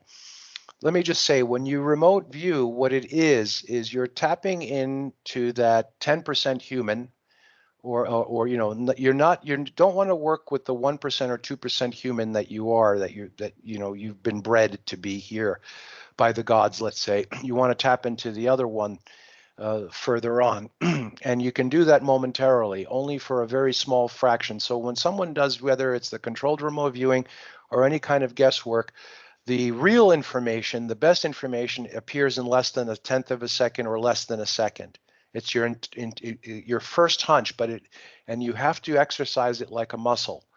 Right? Give you an example. There was a small remote viewing video. Guess what's in the bag? And they show a little one of these cooler bags, and as soon as I read the title, I looked at it and I got a vision of something that looked like a banana, large and yellow. So then I went to the end of the video and it was a large yellow highlight marker.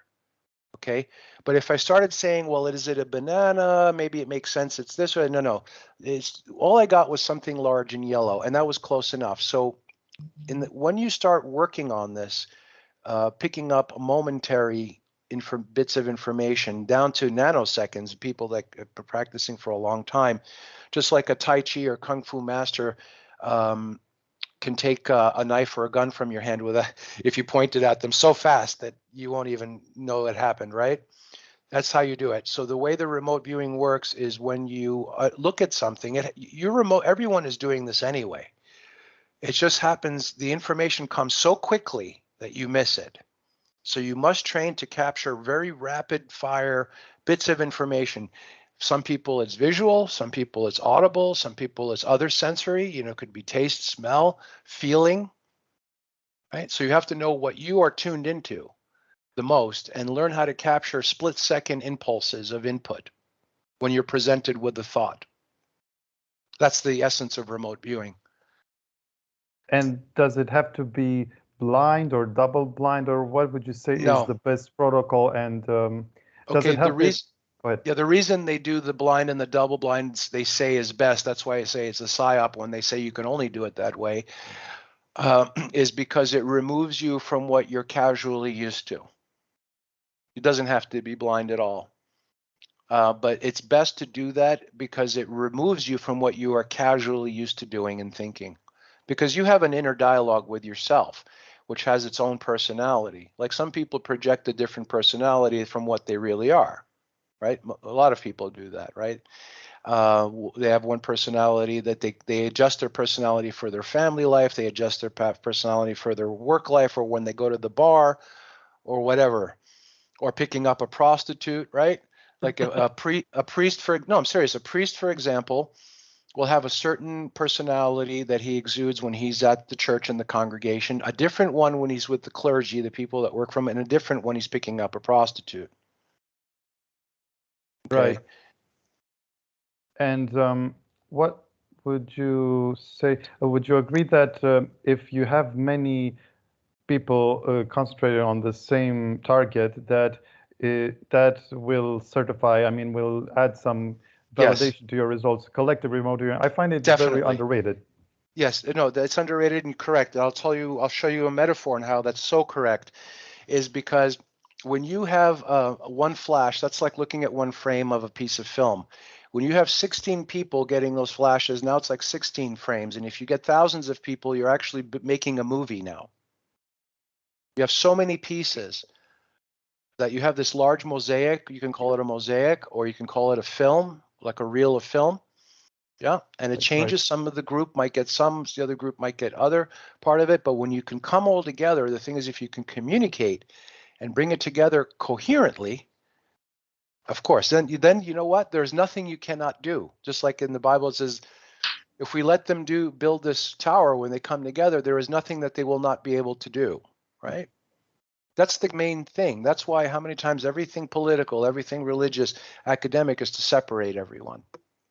I think I rubbed Zen the wrong way. We had some early conversations, and I said, everybody needs to come together almost with a hive mind, with the same mind, because then that collective mind is not because you're all a bunch of drones, but that collective mind will be like this gigantic reservoir that you can all tap into once you put all of your differences aside. And I remember Zen said, huh, that doesn't sound good, right? I was like, well, you got to think about it.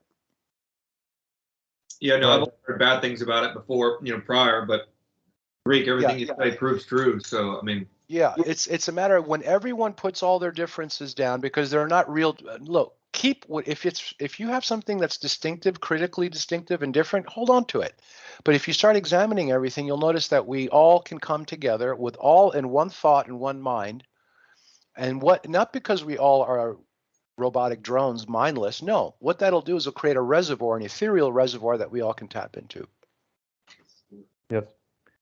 And regarding the malleability of the predictions derived from remote viewing, what would you say is the number of possibilities when you're looking in the past versus the present and the future? Yeah, you're going to have to put that together somehow. I mean, not you, but the more you go into the past, you're actually going closer to the future. And the more you go into the future, the more you're going to the actual past.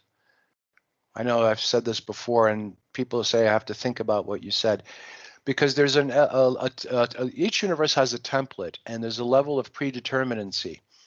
There's a local events, whether it's a cultural or a personal, that you have what seems random. Yes, like there's a template that you're going to eat lunch every day, but it doesn't say that every day it's going to be tuna fish or ham sandwich, right? You might have a little leeway in that, right? But there's the template, everyone will eat lunch that day, is what I'm talking about. So the template for everyone's life, culture, world, or whatever has already been set.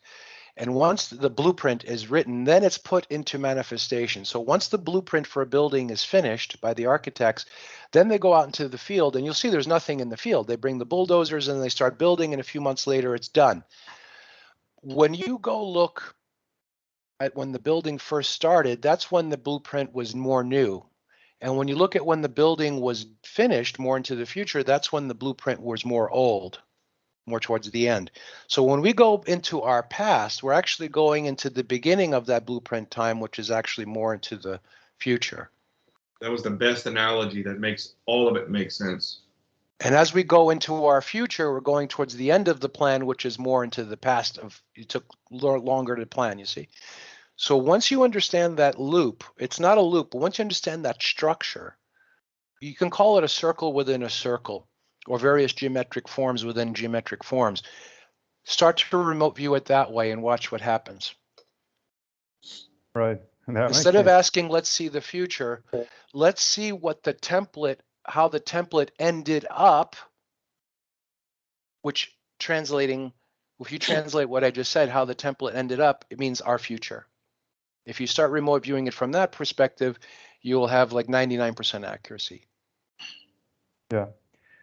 And when you're remote viewing and you're doing it right, you're not front loading or using your bias, whatever, would you say that you're tapping into the Akashic field, or is it more of an informational exchange between the viewer and the target?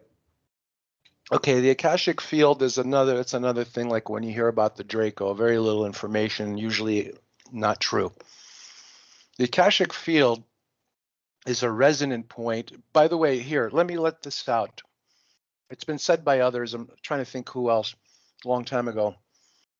From a material, if you can't bring something down to nuts and bolts to a certain point, even consciousness, it's very difficult to handle it, right? Because then it becomes opinion or theory. The Akashic record is actually held in a material way in the noble gases. The gases that like neon, helium, argon, xenon that do not combine with other elements very easily at all. They're called noble elements. They have they are the substantive record, resonant physical record of the Akasha. In other words, the reason that's why they do not combine with other substances. I just wanted to put that out there because I don't think you've ever heard this before, right? No. Okay. That is the material substantive part. Just like we were talking about, everything about the brain has already been mapped, but we're not being told, right? They know everything about the brain and the spirit and teleportation and everything. It has already been established by humans over 100, less than 100 years ago. So when we talk about the Akasha, there's many ways. There's one way that we relate to our environment with these noble elements and their effect and how, we're breathing some of them and how they always exist in a resonant point and they're influencing us. Or do you have to go to another set, another higher density, let's say, of Akasha, where there are other beings that are actually managing them, because that also exists also. And that makes it complicated. And I don't know enough about that to talk about it. But I do know that I would consider that people should start considering that the elements that are considered noble or inert are where the physical Akasha, are held.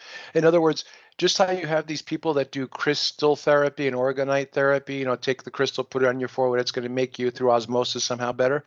If you get some people that are really crafty and smart and understand a lot of the stuff myself and others might have talked about in the past, and you know how to work with these noble gases, you're going to get a lot of more out of what people talk about the Akasha in a physical sense. Right.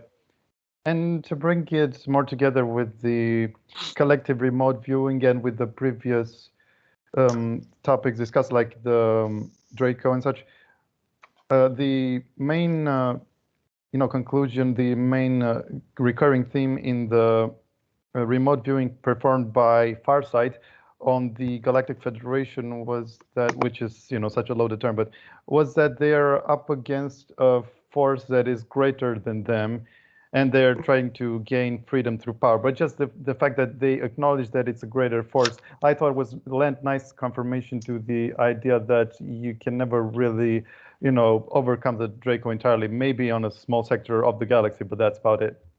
No, you're not going to overcome it. And by the way, everybody cover their ears. When you said Farsight, you picked one of the worst organizations possible in the world for remote viewing. Sorry to say that. But that's why they're so popular, right? But anyway, you could uncover your ears now. No, nothing like that is going to happen ever, ever in the ever that people understand as being ever or forever or whatever. No. Right. No, there's no overcoming. The reason, like for example, the reason you think you might have a victory or liberation from them is because they gave it to you. It's kind of like the guy who says, I'm the boss of the house. How is that? He says, well, because my wife said so. Right? You And get it?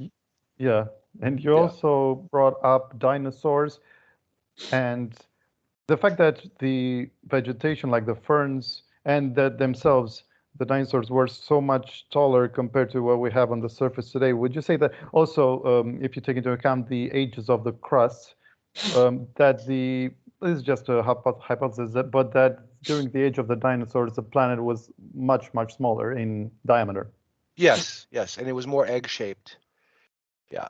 There's And something, yeah, it was more egg-shaped. In other words, it was very pointy at the ends and oblong on one hemisphere and pointy on the other, just like an egg. If you, by the way, I'm not a proponent of continental drift, no, but if you get a bunch of 8-year-olds that have a lot to do, go out and buy some cheap printable maps and have them cut all the land areas out, and then have them get some tape and piece all the land masses together. Guess what it's going to look like? An egg. you're right. And expanded slightly, it looks like a fat egg, or a potato. I have some beautiful potatoes here, russets, and they're kind of like egg shaped. They're pointy on one end and really round on the other, but lumpy across the surface. Big lumps, flat spots. That's the I heard the dinosaurs. description from a first-hand account. Yeah. Okay, yeah, yeah. It's there are some places on some continents that are extremely flat and sunken. They're Like not even. Pacific. Yes, they don't conform at all to anything round by any means. Um, it shows you that there's a vibrational energy field that makes matter solid. That has to be when that's taken into account. When you look at these very distorted fields, areas, physical areas on the Earth, it's not because the material is distorted, but the energy that is holding them together has a certain tendency to make it look like that, right?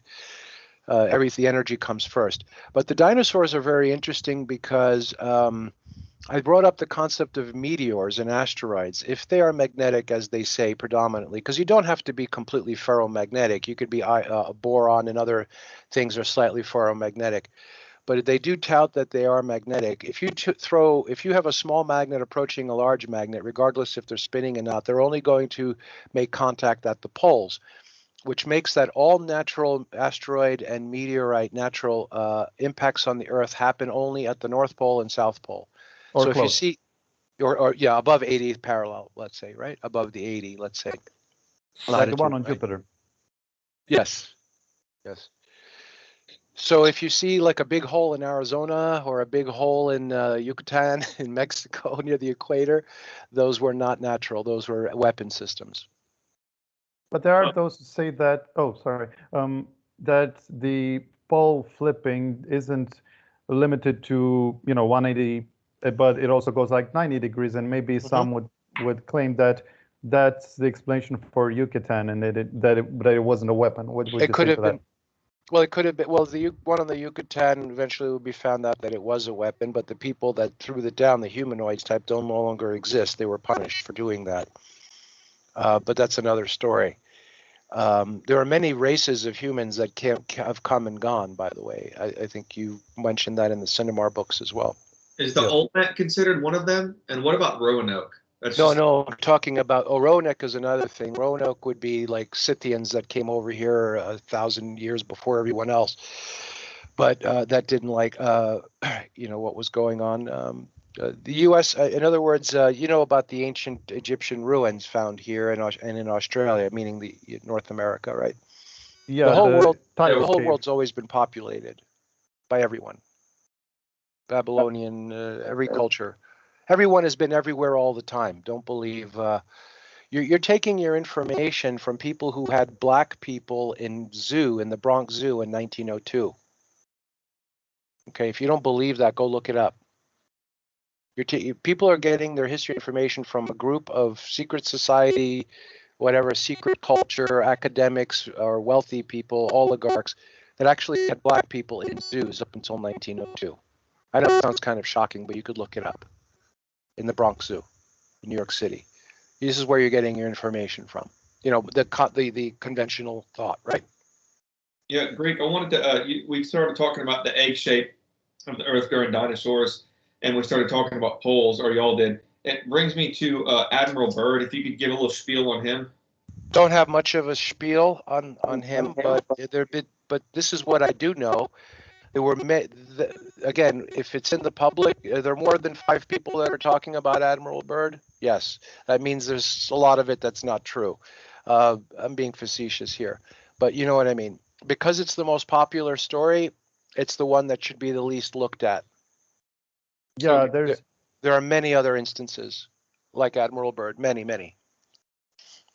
And apparently even his journal was heavily doctored Yes. by this coming from a first-hand account. But yeah, about the Yucatan, apparently that was the same period as the distraction of Tiamat, and that also applies to around the time of the Syrians. And I know you don't like to be specific about because they're the Elohim, but in this case, it's a specific sect of the Syrians that were the progenitors of who they are today. So they're a little different, but they were using their mothership, and it was on its last legs. It had been in use for thousands of years, and they saw it as a good opportunity to remove the dust around the Earth and to uplift the DNA of the beings on Earth. And then they put the moon in orbit, and that's why it's always facing the Earth. So it's in tidal lock, so it can, infuse the frequencies. And apparently the craters on it are also, the timing of it was also very crucial, because in addition to the dust, it attracted all the debris and fragments of Tiamat. And I was wondering if you have, because there are so many, but if you have Yes. a theory of what caused the destruction, because it was a block in the Romanian series. From a pretty good source, I hate to say it, it's David Lauer, the channeler of Kalask. I have tested that. If you read the Bible, it says it's okay, if spirits come to you, but you have to test them. Like outside of the Christian religion, whatever like that, it's okay to talk to spirits and entities, but they have to be, they can't be deceiving ones. You have to test them, right? This goes against the Judeo-Christian, whatever. You shouldn't talk to anything, right? Well, what do you think the prophets were doing, right? They were channeling, the Elohim, right? Yeah. So I've tested the David Lauer's Kalask stuff, and it's on the point. And one of them was because of 9/11, by the way. He asked a guy says, I like to troll the 9/11 truthers because they're full of shit. The government story is true. What do you say? And he says, no, it was a nuclear explosion. I said, that's it, because they know there, and other things as well.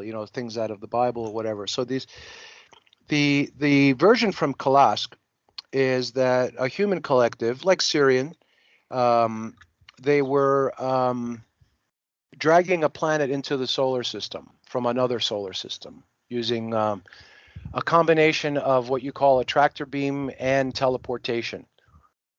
Imagine a train moving on its tracks, and then it disappears for 10 miles and then shows up. So instead of doing the full 100, let's say, kilometers, it's teleported for 50 kilometers and rides on the tracks for 50 kilometers. Imagine that kind of movement, right? Kind of crazy, right? But anyway, when they brought this planet in, they miscalculated and it hit Tiamat. So all the talk about Tiamat or Maldek, they're leaving out the planet that hit it. So there was 2 planets involved, but everybody's only talking about one. And they were both destroyed. And the planet that hit Tiamat or Maldek was larger, right? And it created a solar system and knocked all the planets out. As a matter of fact, one of the resident of our solar system didn't get stabilized until about 3,000 years ago, right? Where Mars used to come very close to Earth, where you can actually see the surface of Mars like you see the surface of the moon, right? If you read, for example, Gulliver's Travels, when in the fictional story in the 1700s, the Lilliputians give an accurate description of what the moons of Mars, Phobos and Deimos, look like. Actually, the surface of them look like. But technically, they were not discovered until 100 years later, and not until 100 years after that were they able to observe the surface scientifically. So how did the author of Gulliver's Travels able to describe the actual surface of the moons of Mars in great detail? Do you see? Because this was This was actually known. It's being information that's being held. Like people talk about, for example, the Vatican Library. There's libraries in the Middle East all over the place and in Asia that are at parity with the Vatican Library, but no one talks about them, right? So, like for example, in the Los Alamos Public Library, they do this as a joke or whatever. Every 15 or 20 years, for 6 months, they put out all the blueprints for all the nuclear bombs that were ever made in the library. You can go and look at it. Then they take them away. Did you know this? No. Yeah, it's kind of a joke. So, okay, so with Tiamat, there was 2 planets involved, and when that planet was brought in, there was a miscalculation, and it wasn't meant to collide, but it did. At the time, there was a lot of contention between the Draco and the human collective about how the solar system will be run. Not how it will be run, whether it'll be 100% human, because the Draco run everything no matter what, but where to put certain bases, which planet will be all Draco and no humans, or which will be both, or, not when I say Draco, I mean like 20 or 30 levels down below the Imperial, right? If you're human, you're not going to ever approach the Imperial Draco. You're going to approach one of the lines that are 5 or 10 lines removed, and they're still considered Draco. Unless you manage to up your percentage of DNA potential, right? No, not even Not then. even? The only way that would ever happen is if you were hybridized, of a result of a hybrid between the feline human race and the Draco, which have come together, like Kalask. It's as kind of a secret hybridization where the feline humans and the reptiles have gotten together to make a hybrid being that is more reptilian and appears human, but is actually more reptilian in DNA, that can approach the lower Draco. No human has ever gone to the high Imperial Draco. It's pretty accurate. If you say that you're a Draco hybrid, you can get away with that, but you're not a hybrid of the Imperial, the Alpha. Never Alpha, Beta, or Epsilon or Gamma. No, not at all. Not even close. It would never approach. But of the lower one, like let's say Vortak or Kalask or Krunk, maybe those levels, yeah, which are lower. Not lower necessarily. Yeah, they are lower, but you see. So, but it's also a bit of apples and oranges, because we do have our own specialties, our own traits, like the emotion span is bigger, right? Yes. The emotion span, which actually is you looked at as a psychological disease by many other beings, because because we rely on the emotion. One of the things that I've been doing for the past few years in private and some hints in public is that there is no answer to why we are so emotional and how our emotional body, our emotional self, can overcome our physical self, right? If someone gets very angry, sometimes they can do things that they normally wouldn't do, and it's the same as if someone's very happy. Right? That is never discussed. They say it's just chemicals, endorphins, whatever. But what I'm trying to expand on with the emotional body is to other people is that it's the carrier wave. The emotional sets up the body and the mind, so now you can emit and project things into your environment and to other people. And once you learn to control that and understand it, you will be able to do many, many, many things. Yeah. And apparently, you mentioned the moons of Mars. Those are also fragments from Tiamat, and the former planet itself, not the satellites, because it also had many satellites that dispersed and got attracted by Jupiter and Saturn and others. But the source that I'm getting this from, which is still those Romanian series, because it's the only one that goes into these topics, also mentions that Tiamat was the last telluric planet, but I know this is a contentious topic, but it just mentioned that it was the last one to be, I think, inhabitable on the surface. So it acknowledged that Jupiter and forward and onward were, inhabitable on the inside. But I would also think that it is somewhat confirmed by the fact that Jupiter would probably have advanced civilizations if they were on the surface, and they wouldn't have allowed that comet that was so destructive that was noticed in '94. What would you say? Yes, well, I mentioned earlier that there was a lot of contention over the solar system. There was a lot of transition, a colonization between the humans and the reptiles. Who was going to be on what planet? All the planets like Venus, Earth, Tiamat, and Mars there were major shuttle systems going between those planets and into other galaxies as well. And when the decision was made by kind of like this rogue human group who had a lot of refugees in the solar system to bring in this other planet, which was also inhabited, could you imagine being on a planet that's being moved from one solar system to another and still living on it, right? That's quite, you need an incredible life support system. But that was a major screw up, and that disaster. Imagine, have you seen when they move these old landmark houses from one place to another? Could you, or see a house that's moved on the highway? Could you imagine it disintegrating on the highway? How it would really disrupt business for a day. Basically, that's what happened with the Tiamat. But by the way, everything that you see up there is a planet. All the suns, all the stars, all the black holes are all planets with hard surfaces. As such, there's no such thing as a gas giant. I think I brought up, if you look at the Schumacher-Levy comets in the mid-90s that hit Jupiter, there's no gas giant. There's a surface on Jupiter that they impacted. The stuff that the academic people get away with on what the public believes in is ridiculous. Again, if they could get away with keeping black people in zoos till 1902, they'll get you to believe anything, right? Yeah. Yeah. Even the planet, the sun is a planet. I know it sounds bizarre, right? Also, you mentioned how moons are attracted to planets. They're not. What's going on is, are you familiar with the concept of cymatics? You have a Sound. metal plate. Yes. You put some powder, any powder, on a metal plate and vibrate it at a certain frequency. These rings appear. That's how moons and orbits are formed. There's no attraction or repulsion. It's cymatics. In other words, each solar system and beyond, and each galaxy has an oscillation. And the material within that oscillation forms what we call orbits. So there's no such thing as quote unquote orbit based on magnetism and things like that. It's based on cymatics, vibration. I once even, and it's also photonic, depending on how your solar system is set up. Like, for example, what rotates the planets is a vegetative layer on the planet. It starts a few feet below the surface and it goes up to beyond the atmosphere. And it's the type of energy, it's not vegetation per se material, but it's the type of energy that plants use to move into the daylight. So you could see a plant, if it's in the dark, it goes limp. And then when you put light on one side, the plant leans towards the light. But if it gets too much light, it gets overcharged and it wants to go away from the light, and the side that's not in the light starts to turn towards it. And that's what's rotating the planets, is the photonic ability, the energy of the sun.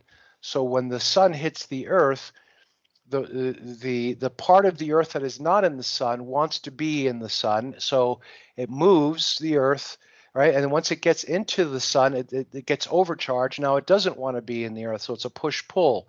So the side of the Earth that's facing the sun wants to get away from the sun, and the side of the Earth that is not in the sun wants to go to the sun, and that's how the planet is rotated. So if you want to slow down the Earth's rotation, you get a couple of billionaires to make a few thousand square mile sail that's opaque, put it out in space, and blanket a good portion of the Earth, and you will stop the rotation of the Earth. Very simple. As a matter of fact, they're saying that the rotation of the Earth is depending on the solar activity only the past few years. And I've been saying what I've been saying now for 20 years. So they're catching up to Greek speak little by little.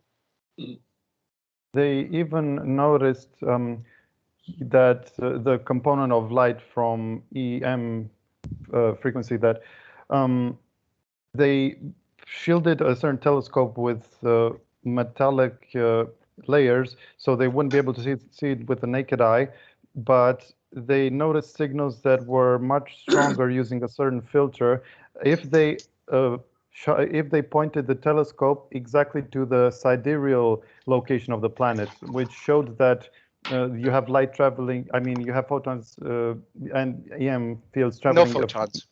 No, it's perturbations in the ether. What the planet is doing, like, you know how you put the powder on the metal and vibrate it and it creates a certain pattern? The sun is vibrating in a certain way that it's an invisible energy that we don't see what we call a photon until it comes into our atmosphere. If you go outside of Earth's atmosphere, you will not see the sun.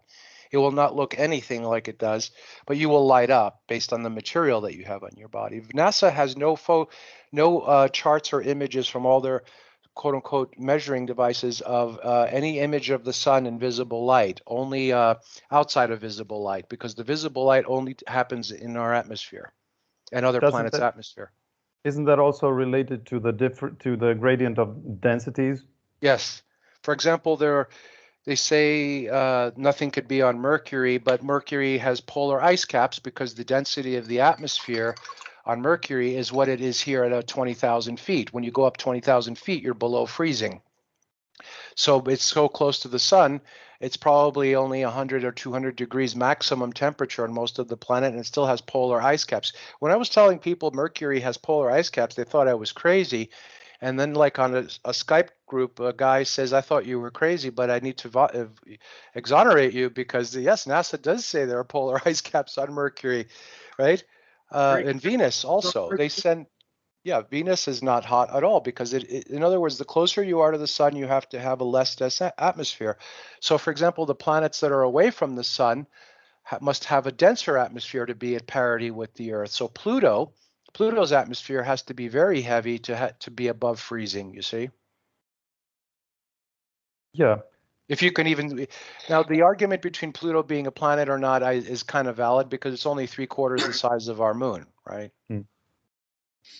But there are more than 40 planets in the solar system, more like 180. Do you know that we call the moon our satellite, but we have a true moon. It's called Cruithnia. Are you familiar with this? No. Look it up. Zen, look it up. Cruithnia. It's spelled with a C. Put in Cruithnia. It's Earth's natural satellite. There was a fight over it in the 1950s on who was going to put a base on it because yeah, it's never talked about. Look it up. Somebody do type it in. Maybe I can. Cruithnia is a moon of the Earth, and they kind of downplay it on Wikipedia, even though it has a normal orbit around the Earth and it really scientifically can be called a moon. Because people don't know about it, it's not a moon. Greek, it's not pulling up anything. I typed in Cruthnia, and I'm not getting anything. Okay, I'll pull something up. Is it spelled differently? Let me see. Cruithnia. Cruthnia, Earth's moon, Earth's second moon. It was named by a Russian, of course, right? Here we go. Cruithnia. Astronomers discovered Cruithnia in 1986, but it wasn't until 1997 that they figured out its complex orbit. It's not a second moon from Earth. It does not orbit Earth, but Cruithnia is co-orbiting the Sun with the Earth with all quasi-satellites. Cruithnia orbits the Sun once every year of orbit. Right. Well, some articles will say it's regular and it follows the Earth and works with the Earth, so it is a moon. Others say it's not. But if you look at the details that they're giving you and you add it all up, it's pretty much part of the Earth's orbit, right? Wow. I'm not trying, but anyway, these things are up for example, Ceres. Ceres is a planet. You want to call it a planetoid? Fine. It's an active living planet, right? That's what Tony Rodriguez would talk about. He said it was hollowed out and it was used as a facility for the Germans to entertain people and that they pressurized the interior. Sure, that's valid because it's also a living planet because it produces water. Where the moon is not a living planet. It's a dead planet. It's like a skeleton of a planet. But on the other hand, it's also not necessarily such a big detriment if you're living in such a celestial body that has been hollowed out. And because apparently the moon has many concentric layers and they all have very varied cities inside, at least used to have, because now it's been deserted mostly inside. And also they simulated planetary cores. They had these huge icicle shaped structures that pointed to the core, which generated the plasma kind of energy source, and apparently it's very complex advanced ET science. But it shows, and it was based on fusion, not fission, like we're limited to. But yeah, they have.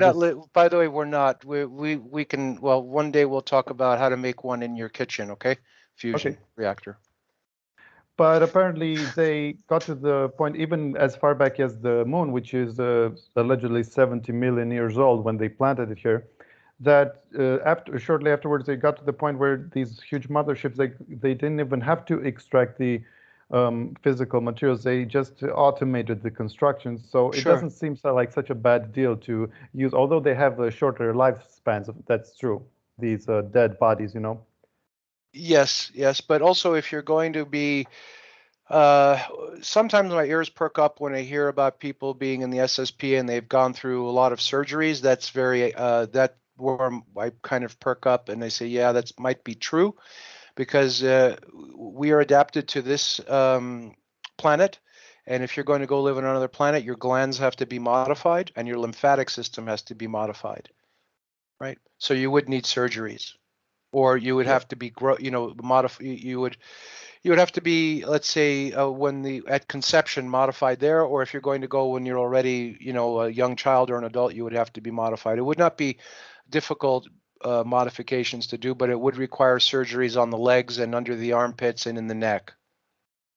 Yeah, that's what Tony Rodriguez had to undergo on the moon, allegedly by the hands of a certain tall grays that were very curt and nasty. But also, when he was on Ceres, which, according to the Chinaman books, is a former moon of Maldek, but I don't know if that's true. But um, that he was mining for water because they weren't so much interested in the water at all. They were only interested in the fact that water symbolizes the sign of advanced civilizations and therefore all Yes. technology that was left there. Yes, exactly. Yeah, there's water is if, for example, if you read in the biblical text, it talks about creation, but water is never created. Water is only given the status of being good, or not even good or bad, but yeah, in a way, it's you will never find any creation story, religious or non-religion, that says water was created, because water is an element, a universal element. It's one of the first elements that must be introduced. Like when you talk about the Big Bang, it's not an event; it's actually a place, It's a right? portal, right? Well, it's actually a state of existence, and when there's no change, there's no time. So when that place starts to change, that's when time begins. So in other words, when they say the Big Bang was a nanosecond or a trillion years, it makes no difference if nothing is changing. Once it starts to change, now you can measure the time, you see. Right. It sounds like word salad, but if you think about this and what I just said, and also when you go into the future, you're going more into the past, and when you go into the past, you're going more into the future. Now you're starting to get a glimpse on the real reality. That's my favorite aspect of this SSP that is hard to dismiss, is the fact that they use time travel to the very limits that they are allowed to, up until the point of being punished by these higher entities that allegedly put you in confinement where you can't move at all for thousands of years, just stuck looking at a certain scenery. But the fact that, for example, the Ceres colonists, the Germans there, um, still use francs and are very reverential about this period of time about 400 years ago, which goes hand in glove with the theory that they've time traveled back to that period and brought back to bolster their colonies there because they didn't have the numbers just in the Neuschwabenland and so on. That's my favorite part of the SSP, this lore, you know. Well, they didn't really time travel. What happened was, the way you make time travel happen is you have a way to not only record that the event actually happened so you can communicate what the event was about, but also have a time, not time marker, but a frequency marker. In other words, just like you would see a frequency graph of music, you don't really see the music, you just see the graph. You have to be able to produce some form of primal base reference of what was going on at that time. And then what you do is you reproduce it. And when you reproduce that frequency and you manifest it through various energy systems, multiple things can happen. One is you can teleport there, like instantly appear there, or a portal opens and you go through the portal to go there, right? Various things depending on what equipment is used, but there is no real time travel. You must have the ability or have access to the ability to get the download or access the frequency of what was going on at the time that you want to go to. And Right. that's not frequency like we use the term, but everything that's part of the existence, just like the matter and material and the fan, right? If the fan is not moving, you can put your hand through it, but once it's moving, it appears to be solid. With similar, along a similar science. And another thing that you hinted at last episode was that 90% of the planets in the Pleiades had disappeared thanks to the Draco. And can you go into a slightly more detail there? That's all I had gotten from a report on that. That was because of the insistence of the humans to defend themselves. They didn't really tell the Draco, we're going to fight to a last, and we'd rather die than be under your rule.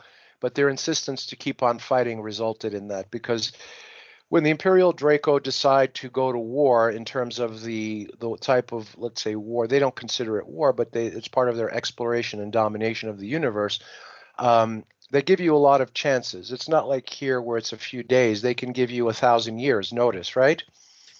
And you have 1,000 years to get your act together. And even after then, that's why when you read about those wars, they went on for 1,000,000 years, right? Which is not very long. It just so happens to be the resultant of the battles. That's all I got. It was just a very simple. Why they eliminated that many, I guess, is because of the humans, wanting to not cave in. Yes. Well, no one else talked about it, so either way, you're not going to find any scoops anywhere else, I'm sure. But apparently there was such a thing as a galactic alliance that is also goes under many names, like Galactic Federation and so on. But this one had been, this version of it 100,000 years ago had resulted in the greatest war in the lifespan of this version of humanity, which apparently is about 400 something thousand years old. And it was the bloodiest of all these wars. And so much so that the sky was red in many places. And that many of the races that made up this alliance had been also infiltrated by the Draco and in their subversive ways. And it was only like 20,000 years afterwards that the situation calmed down, and that the Syrians allegedly could have stopped this, but because many planets were involved, they had to only act as mediators. And I don't know if that's true, but and do you know anything about the differences between all these terminology, like the Galactic Federation, Galactic Alliance, Guardians? Yes. And Yes, Orion? we can start a Galactic Federation, the three of us right now, by meeting regularly and speaking of these things, and then asking for third-party help, and it will eventually grow into just like one of these Galactic Federations. It's not a mystical, magical thing. There are many levels to them. There are geographical, meaning you might have one major one for the entire universe, and then another major one for each galaxy, and then another major one for each solar system. So they're so prevalent. There's so many of these federations that it's almost ridiculous to try to nail it down to which one did what and who's who, because they're everywhere. Right. And I even heard that it was actually the Draco that created the first primates in the first place, which is much long ago. So then the later hybridizations took place, and that they look at all life forms as just a natural resource. You could do that, but the Imperial Draco it would be 10 steps removed from the Imperial. Yeah, you can say that, but not the Imperial. Imperial Draco are very, when you talk about people that are very spiritual, let's say like a true monk who is very silent, very measured in their behavior. If you were to, let's say, I'm speculating here, but it's a very strong speculation, and if you were to find out what the Imperial Draco are really about, you would compare them to the most solemn Tibetan monk you can ever imagine. They're nothing like they've been portrayed on the internet. And apparently, according to the Andromedans, they have legends, the Draco, about warring with a certain race that was creating human life forms that were opposed to their philosophy, and they call it the Patal, and we are one of those, and allegedly had 12 DNA strands, and it was the fact that our spirit, our level, was a match with this, that they took an interest in us. Would you agree? Yes, that name you just mentioned is the feline human, by the way. The name, are you aware of that? No. Yeah, the fatal, or yeah, Fatal. fatal, yeah, fatal, and there's also the flatal or fatal. Yes, however, derivation. Whenever you hear that term, it is the feline species. You have them, and then you have the avian species and the insectoid species, which are sort of insectoid, more like a moth type. And apparently you have also someone that is even above the Draco, but that's just one account, so I'm not sure if you can confirm Unknown. that. No? Yeah. It's still another Draco above the Draco, but they don't have the characteristics of the Imperial Draco in this universe. Yes. Right.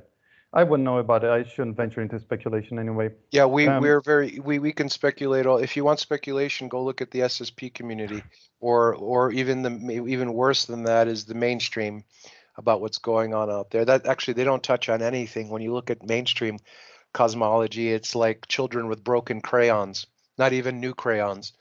So ridiculous. Yeah, but what I see as the purpose of having discussions and what I call sonic events is to tell people what's coming and how to prepare and how to live a prudent life here. It's okay to have aspirations and aspirations, but not on this planet if they're too big, and also be expectant of what's coming. Where the template was going to reverse itself. I know this is a little bit of a change, but if you've listened to Greek speak or go back historically, what I always try to put out is that you'll know that this particular social, cultural, geopolitical, whatever you want to call it, Earth culture will end as it's been, which is basically based on deception and ignorance. When you see a Middle East union form, when the entire power base of the world is focusing on the Middle East, and there's a very charismatic group in the Middle East that will lead the whole world. And when you start seeing that, your days are numbered, as you know reality. And And that's just around the corner, by the way. You also hinted that we know about the terraforming, that it's basically a currency of the advanced civilization on Earth. This coupled with the uplift to the species, like, or taking one from scratch, like we have been, but also you hinted to the strong possibility of there being a terraformation in our near future. Yes. Yes, where trillions of beings could be. Well, right now, everyone on the planet can fit in Texas comfortably, right? There is no overpopulation. It's just mismanagement, right?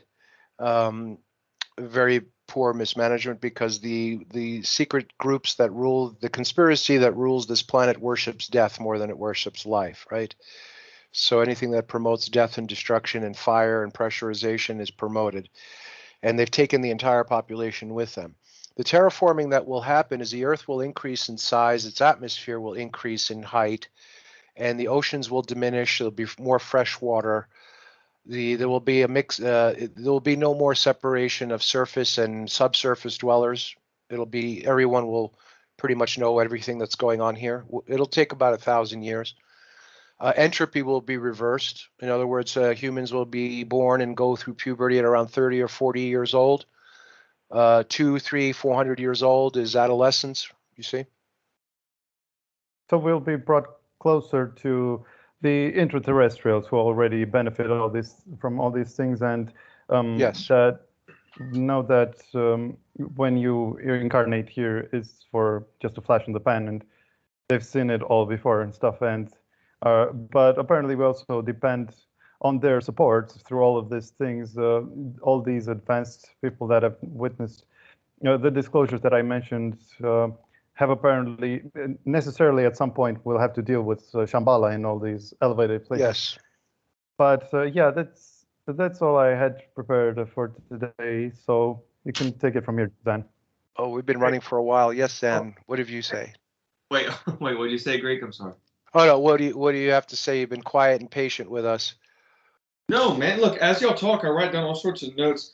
I do want to keep this episode right around 3 hours, if that's okay. So we have arguably, 25 minutes. Okay, sure. Go ahead. Well, Greek, first off, let me pass you the torch. Actually, you're the guest of honor. Are there things you'd like to divulge before I go ahead? Other than the typical Greek speak, which is food, clothing, shelter, look for a Middle East union. If you're interested in what's going on in the world, don't look where it's too noisy. Look at the real quiet stuff, right? You'll get more out of two people standing around whispering to each other than somebody shouting, right? Because what people are what the guy's shouting is either crazy or prop or shill, where the people whispering to each other probably have more information. That's why I keep my finger on the what best I can, and also boots on the ground is when I can, what's going on in the Middle East. Because you've got to realize the main collectives, which are let's say the reptilian and the human collective, started and they had it out on a cultural level in the Middle East. Like I think one of the calls I kind of broke down, like for example, if you look at the Judean culture and the Greek culture, that's part of the human collective, as is the Sumerian culture, but they would be more Aldebaran, Andromedan, let's say, or Aldebaran collective. If you look at the Roman Empire and the Babylonian Empire, that's more reptilian based, right? Now, what's been happening on the planet is even though the Judean or the Levant and the Greek culture from ancient times was the human collective, no matter what philosophy, religion, knowledge, or whatever, which is pro-human or all about the development of humans, eventually they all the followers of the culture swing over to the imperial, the reptilian side. That's why you'll see the Vatican runs the world, kind of talk, So Rome and Babylon systems are reptilian. The Greek and Judean systems, or Levant, it's also Syria, Lebanon, Egypt, are human collectives. You see, and it goes back and forth, back and forth. Right now, the planet is under a reptilian mindset. When the reptilian mindset is, look at these humans and look at us. If we made them acknowledge us, most of them would kill each other because they would be so afraid that we are running everything. So we have to hide so in one sense, the reptilians are compassionate with us because they're not showing them that they run everything, right? Because if people would freak out if they found that out. Or if they would just were in their presence, we can't even withstand their energy field. No, that's right, because they don't go to war with us. They don't have to attack us with kinetic objects. They can do it with their minds. They can kill the population with their mind. They don't need to bring ships or anything, which is one thing I wanted to bring up. This is a little bit, if you study 9/11, how whenever you say nuclear, they think atmospheric mushroom cloud and all that, but people don't understand that 90% of all the nuclear testing done in the world is done underground for specific reasons. When you hear about the coming alien invasion, what they're going to do most likely is have these very rudimentary nuclear devices planted underground. And when they go off, anything on the surface turns to dust and collapses. The people in the areas will witness that, but the people seeing it on TV, what they will do is they will put in what they call a UAP or a spaceship in the film, just like, for example, in 9/11, there were nobody saw any airplanes, only on TV. Right? And they had enough people on the ground telling them they were airplanes. And it's very obvious because if you look, for example, on all the videos of shot on the ground of the airplane going into the building, no one looks up until the building explodes. Now, if there is a 37 careening at full speed at less than 1,000 feet altitude, you will look up minutes before it even comes into view. It's so loud. No one looks up. So by the way, let me just disclose this. The company that put those planes in those videos that you see, they were awarded with the contracts on all the sports games. You see how they move the line of scrimmage when you watch football or baseball game? They put advertisement behind the. Yes, because the players can walk right over this orange line or something. Yeah. Yeah. Or in a baseball game, you'll see an advertisement that's changing in the background constantly. But the people there don't see it. But if you're on TV, you see it. Those people, those young guys were awarded with that contract. And if you know who's doing that, you can go back and ask them what they were doing that day, and you'll get in big trouble. But anyway, when they say the coming alien invasion, they're going to be disintegrating areas, dustifying them, vaporizing them. the people on the ground will, yeah, it would be real. There'll be a lot of ionization in the area, but the people watching it on TV, they will put in a little spaceship with a beam or something to make it believable. So I wanted to say that because so what if it was a nuclear demolition? So what if it was a, no, what I'm telling you is they're going to use it again, but in that way, you see. If there's going to be an alien invasion, they're going to use underground nukes. As a matter of fact, there was a movie with a few years ago on Netflix where the whole Earth was falling apart, and it was the 2012, John Cusack.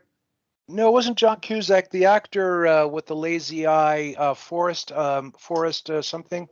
He was Whitaker. Forrest, yeah, him and his daughter are trying to make a cross country trip, and they run into one guy, and he says the government's doing all this, and he kind of freaked out when I told him, and it's all underground nukes, right? But what they were showing you is what happens, it's earthquakes, it's all kinds of stuff, right? So they produce these things in South Africa, mass produced in parts of the world, North Korea. They produce all these things wherever there's a large dam. They have thousands of these devices, very easy to plant underground and vaporize the surface. The surface turns to dust. You get a small crater and all that. And when this will be shown on television, they will insert some kind of what they call UAP now, or UFO, and the people will believe it. It'll be very believable because they'll call. I know someone in town. What happened? Yes. And if they didn't witness it directly, they'll believe it too. They'll see it on TV and they'll say, "Yeah, well, I'm here, but I didn't see the UFO, but I guess it's on TV. I guess that's what's happening." So I just wanted to put that out, the importance of why I keep bringing up 9/11. And also anybody that's in CBs or in the higher army or whatever. But by the way, most of the people in the military don't know, military generals and presidents, and they're very low security clearance. But what I'm trying to say is if you could look up the concept of atomic gates or whatever, all of the main monuments and main bridges and buildings are rigged to blow if in case there's an invasion. And don't think that the U.S. is not subject to an invasion, right? No, remember the Titanic was unsinkable, right?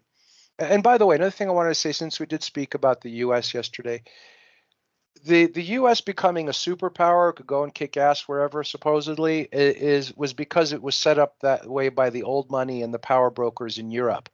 Because after the revolution and as the U.S. became growing more and more and more, it could have been regulated and quashed, right? So the U.S. is basically a tool of the old money of the old European and some Asian factions. Don't believe for a minute that the U.S. is an autonomous superpower.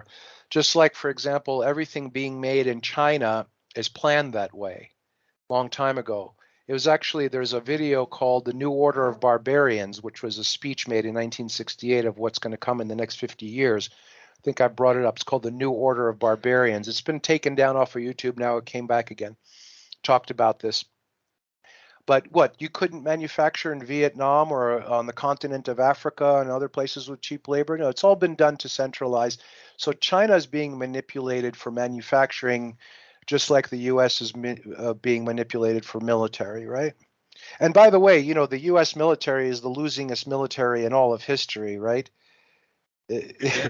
Female It's lot. admiral, but that was born with a dick. So Yeah, there's a lot of history books on where you have the U.S. versus the Germans, the U.S. versus Japan, and they list the particular battle, and you read everything play by play on the battle. On the bottom, it's always the outcome is the Japanese prevailed or the Germans prevailed or who else prevailed.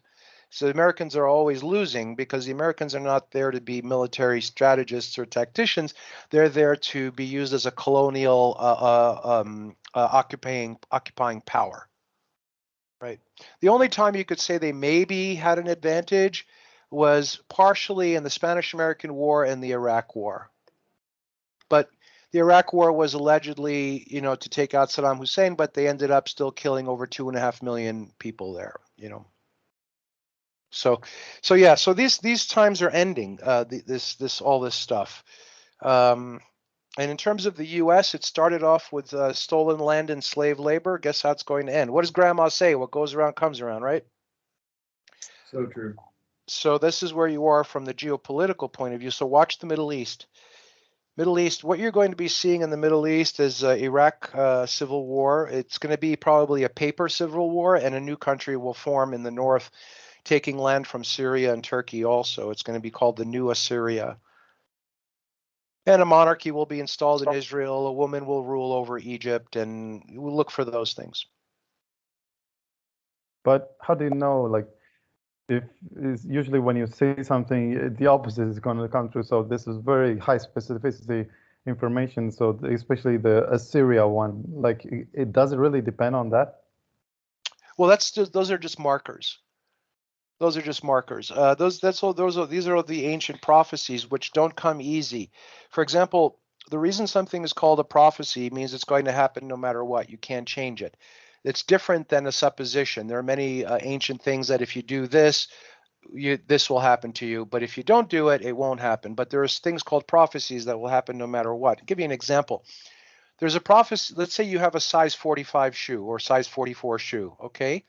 And there's a prophecy that you will have a size 40 shoe. And you're like, no, that's not going to happen because I've been wearing a size 44 all my life since I'm an adult.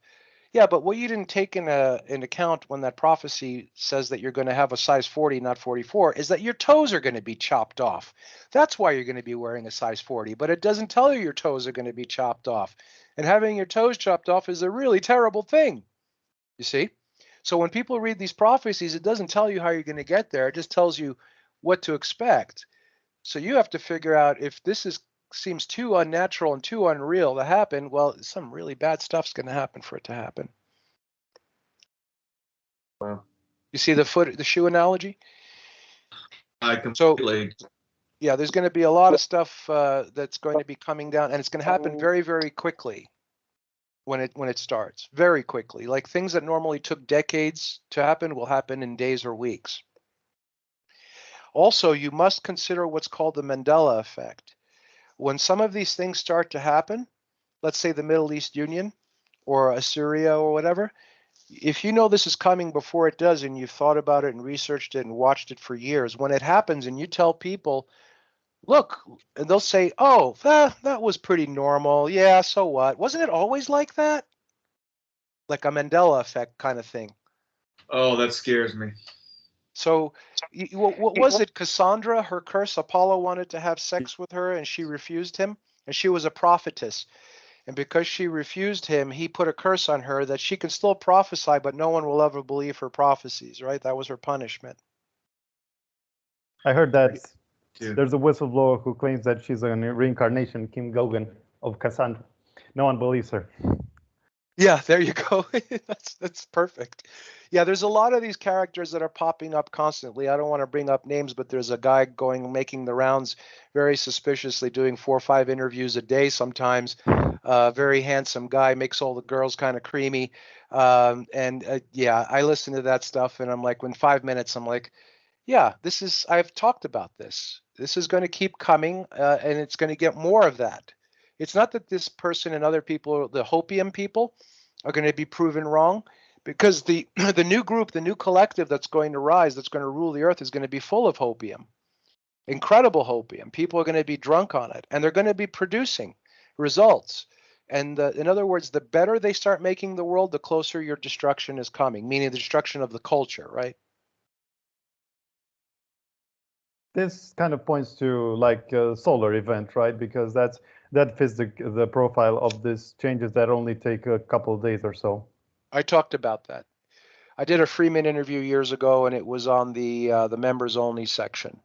You're going to have a solar event. It's not going to be anything like you've ever seen. Not in a flare or anything like that. The actual sun. Imagine the sun has a volume knob on it, and it's at 5 right now. It's been at 5 as long as we can tell in history, let's say. That volume knob will be turned up to 11 for about a week. And we know it's going to happen at the beginning of the month because it gives a full moon reference. The sun will be so bright that the full moon will appear as the noonday sun. And the moon is secondary light, right? And so you're going to have an ambient temperature close to the boiling point of water for about a week. No plants will survive. Most of the aqua life will die. Most of the people will perish that cannot find shelter.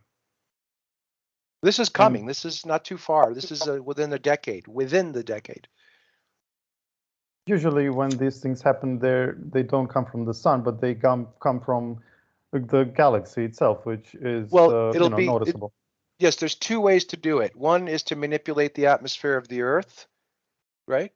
The other one is to manipulate the sun, or a combination of both. Because remember, the visible sun and sunlight is a product of the atmosphere of the Earth.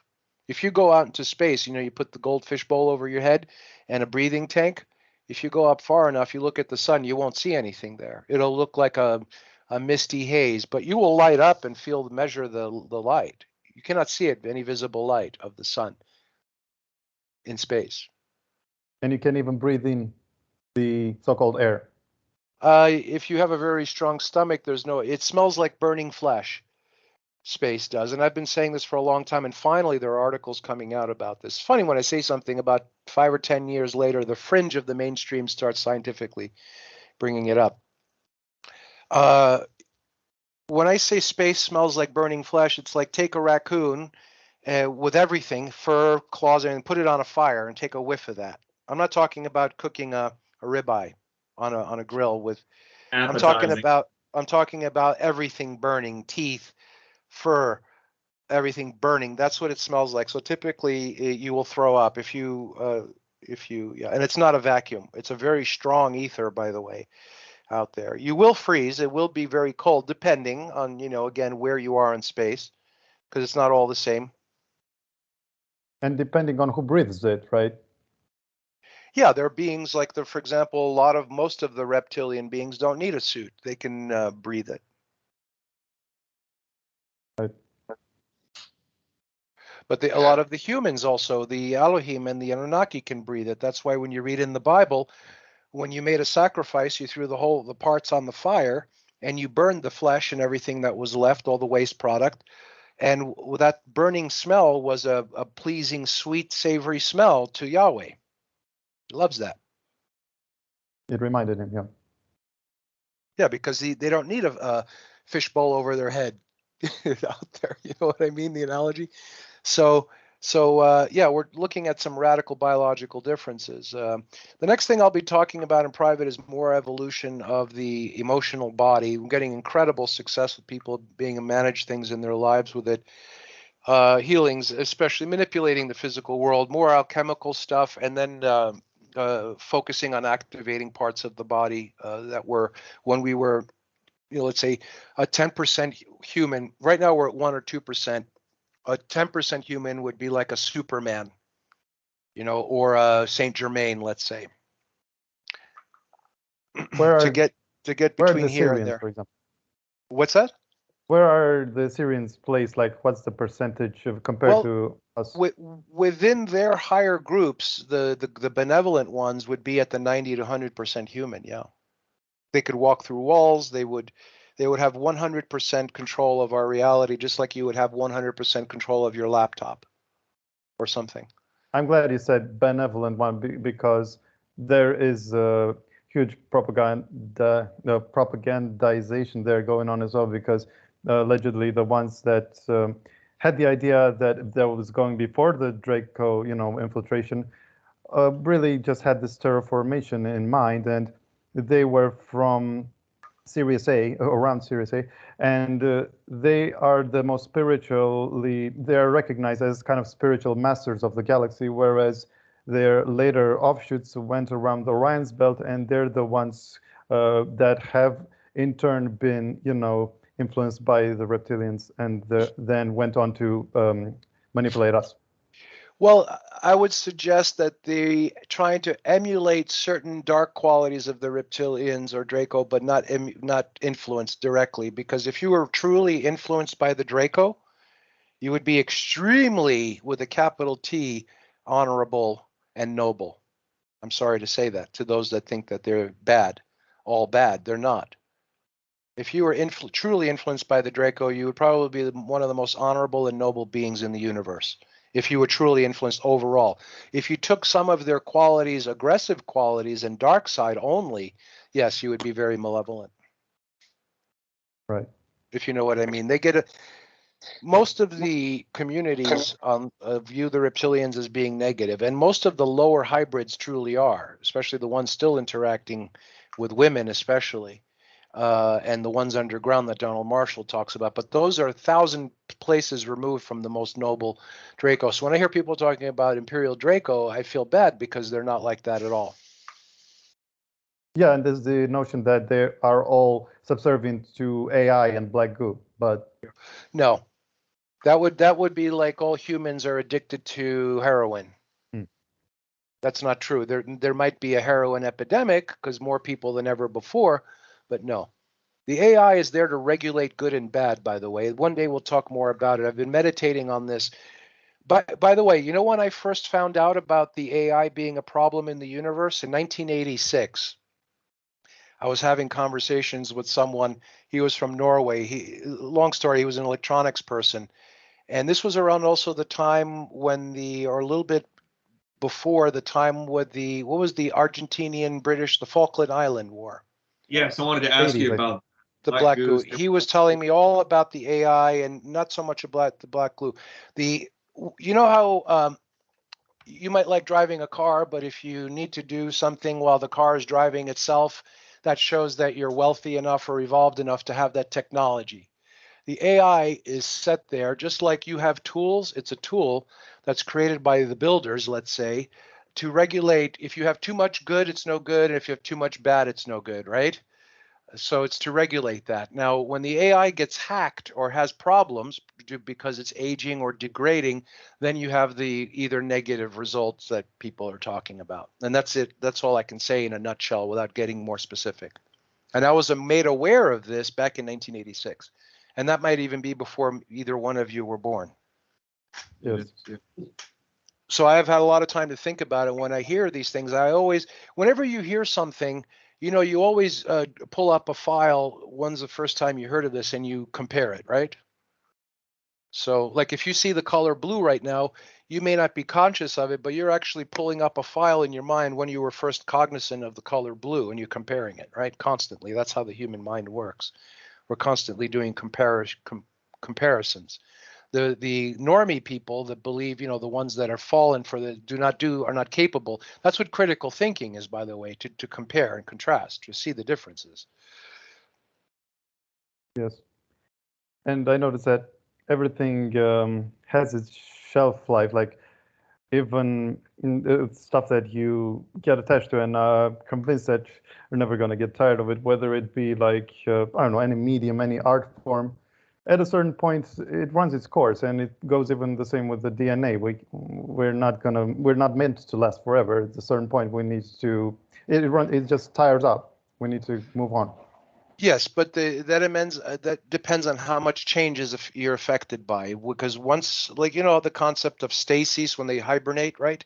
For long periods of time, it's not only for physical reasons, it's for psychological reasons. And also you don't need to bring all much. So in sci-fi, you're going to go on a really long journey. You go into stasis so you don't have to carry enough food for 100 years, right? It would make the ship very cumbersome. So we would be able to jump wherever we want to go because we can make ourselves so still. Like if you look at some of the meditative practices to make yourself still, right, is that living forever. There is no forever. It's a matter of how much change is happening. A lot of change happening in a concentration seems like a long time, and no change happening in a very general sense seems like no time has passed. So, but the agenda is, again, myself, you guys, and the people listening, I'm presuming we're only 1 or 2% activated, or what we can be, right? But if you see that we can be more, you have a choice. Do you not do anything, or you do something? And I believe that we're here to have fun, let's just say, because you can't do anything else, right? But the problem is when you run into people who have fun by making other people miserable, right? Doctors, lawyers, priests, rabbis, right? So you want to avoid those. Yeah, and that's why it's important to not. It's more of a damage limitation that knowing exactly what diet to, partake of or what water to drink and stuff is just about not falling into the pitfalls, I guess. And yes, because you want to be as ready as possible for that upgrade that is gonna be like very quick, and that's gonna bump up your percentile of your DNA. the potential. Well, I could give you the Elohim perspective on that, which I would lean on very heavily, is that we are so screwed up that we have to be killed and remade very quickly. When I say remade, it happens like, in Star Trek when they teleport you and you're like these sparkly lights and then you become physical rematerialized. According to the Elohim, who really call us our children, and they are called the parents, they keep repeating that you have to be killed and then reassembled because the state that we're in is not workable. So in other words, they can be very benevolent about it. Like you could be sitting at the chair talking to me right now, and they could kill you and reanimate you in 1/10 of a second, or let's say 100th of a second, because the nerves work up to about 100th of a second, and you might feel a little tingle, and you're brand new. So it's being killed and being brought back is not necessarily a macabre, horrible thing. It's just how it's done. There is one scenario that you could say is macabre, because I know of a case where the Orion's Belt Anunnakis, from what I can gather, it took one of these SSP experiencers and were in the process of stripping off fragments of her consciousness one by one and actually destroying all her memories and everything. So they apparently have this power. But they were interceded, just so happens, by the Germans who time traveled. And Anunnaki are a hybrid of the higher humans. Yeah, there are many groups. Yeah, in other words, let's just say there are so many types of humans, on the higher order, not the surface dwelling inhabitants, that it's very difficult to pin them down. But if you said like there's the Elohim and then the Anunnaki types, and then there's the even lower than that, and then you go to the synthetics and the parasites, that would be the general groups that I can refer to. So that would be the Anunnaki would, yes, that would be more believable than the Elohim, because the Elohim don't even view us as being approachable because we're so quote unquote unclean. But the Anunnaki would not see. I call the Anunnaki techno gods because they use a lot of technology. They have about 50% manipulation of the ether, and the other 50% they rely on technology. Meaning technology that we can access and make ourselves is what I'm saying. They only approach us when they want to bolster their DNA a little bit with a little bit of freshness. Yes, I would see that. Yeah, and also they would be the ones that promoted pedophilia, pederasty, and cannibalism. Most people know pedophilia, but they don't know pederasty. Pederasty is when an older man has an adolescent boy or whatever, and what they call a juvenile, whatever. Yeah, I heard of it. Yeah, pederasty was very common. Where in the Middle East, even now, in places like Afghanistan, they don't let adolescent boys work with men because the men get too turned on and they can't work. That's pederasty. Where older men get turned on by 16, 17, and 15-year-old boys. It's pretty sick, and it's more common than you can imagine. That's just so disturbing, man. I've just never had gay thoughts or anything like that. Yeah, it's not. Well, do you know how they talk about pedophilia and all that in the Vatican? Do you know what the age of consent is at the Vatican? What? 12. Why do you think it's so low?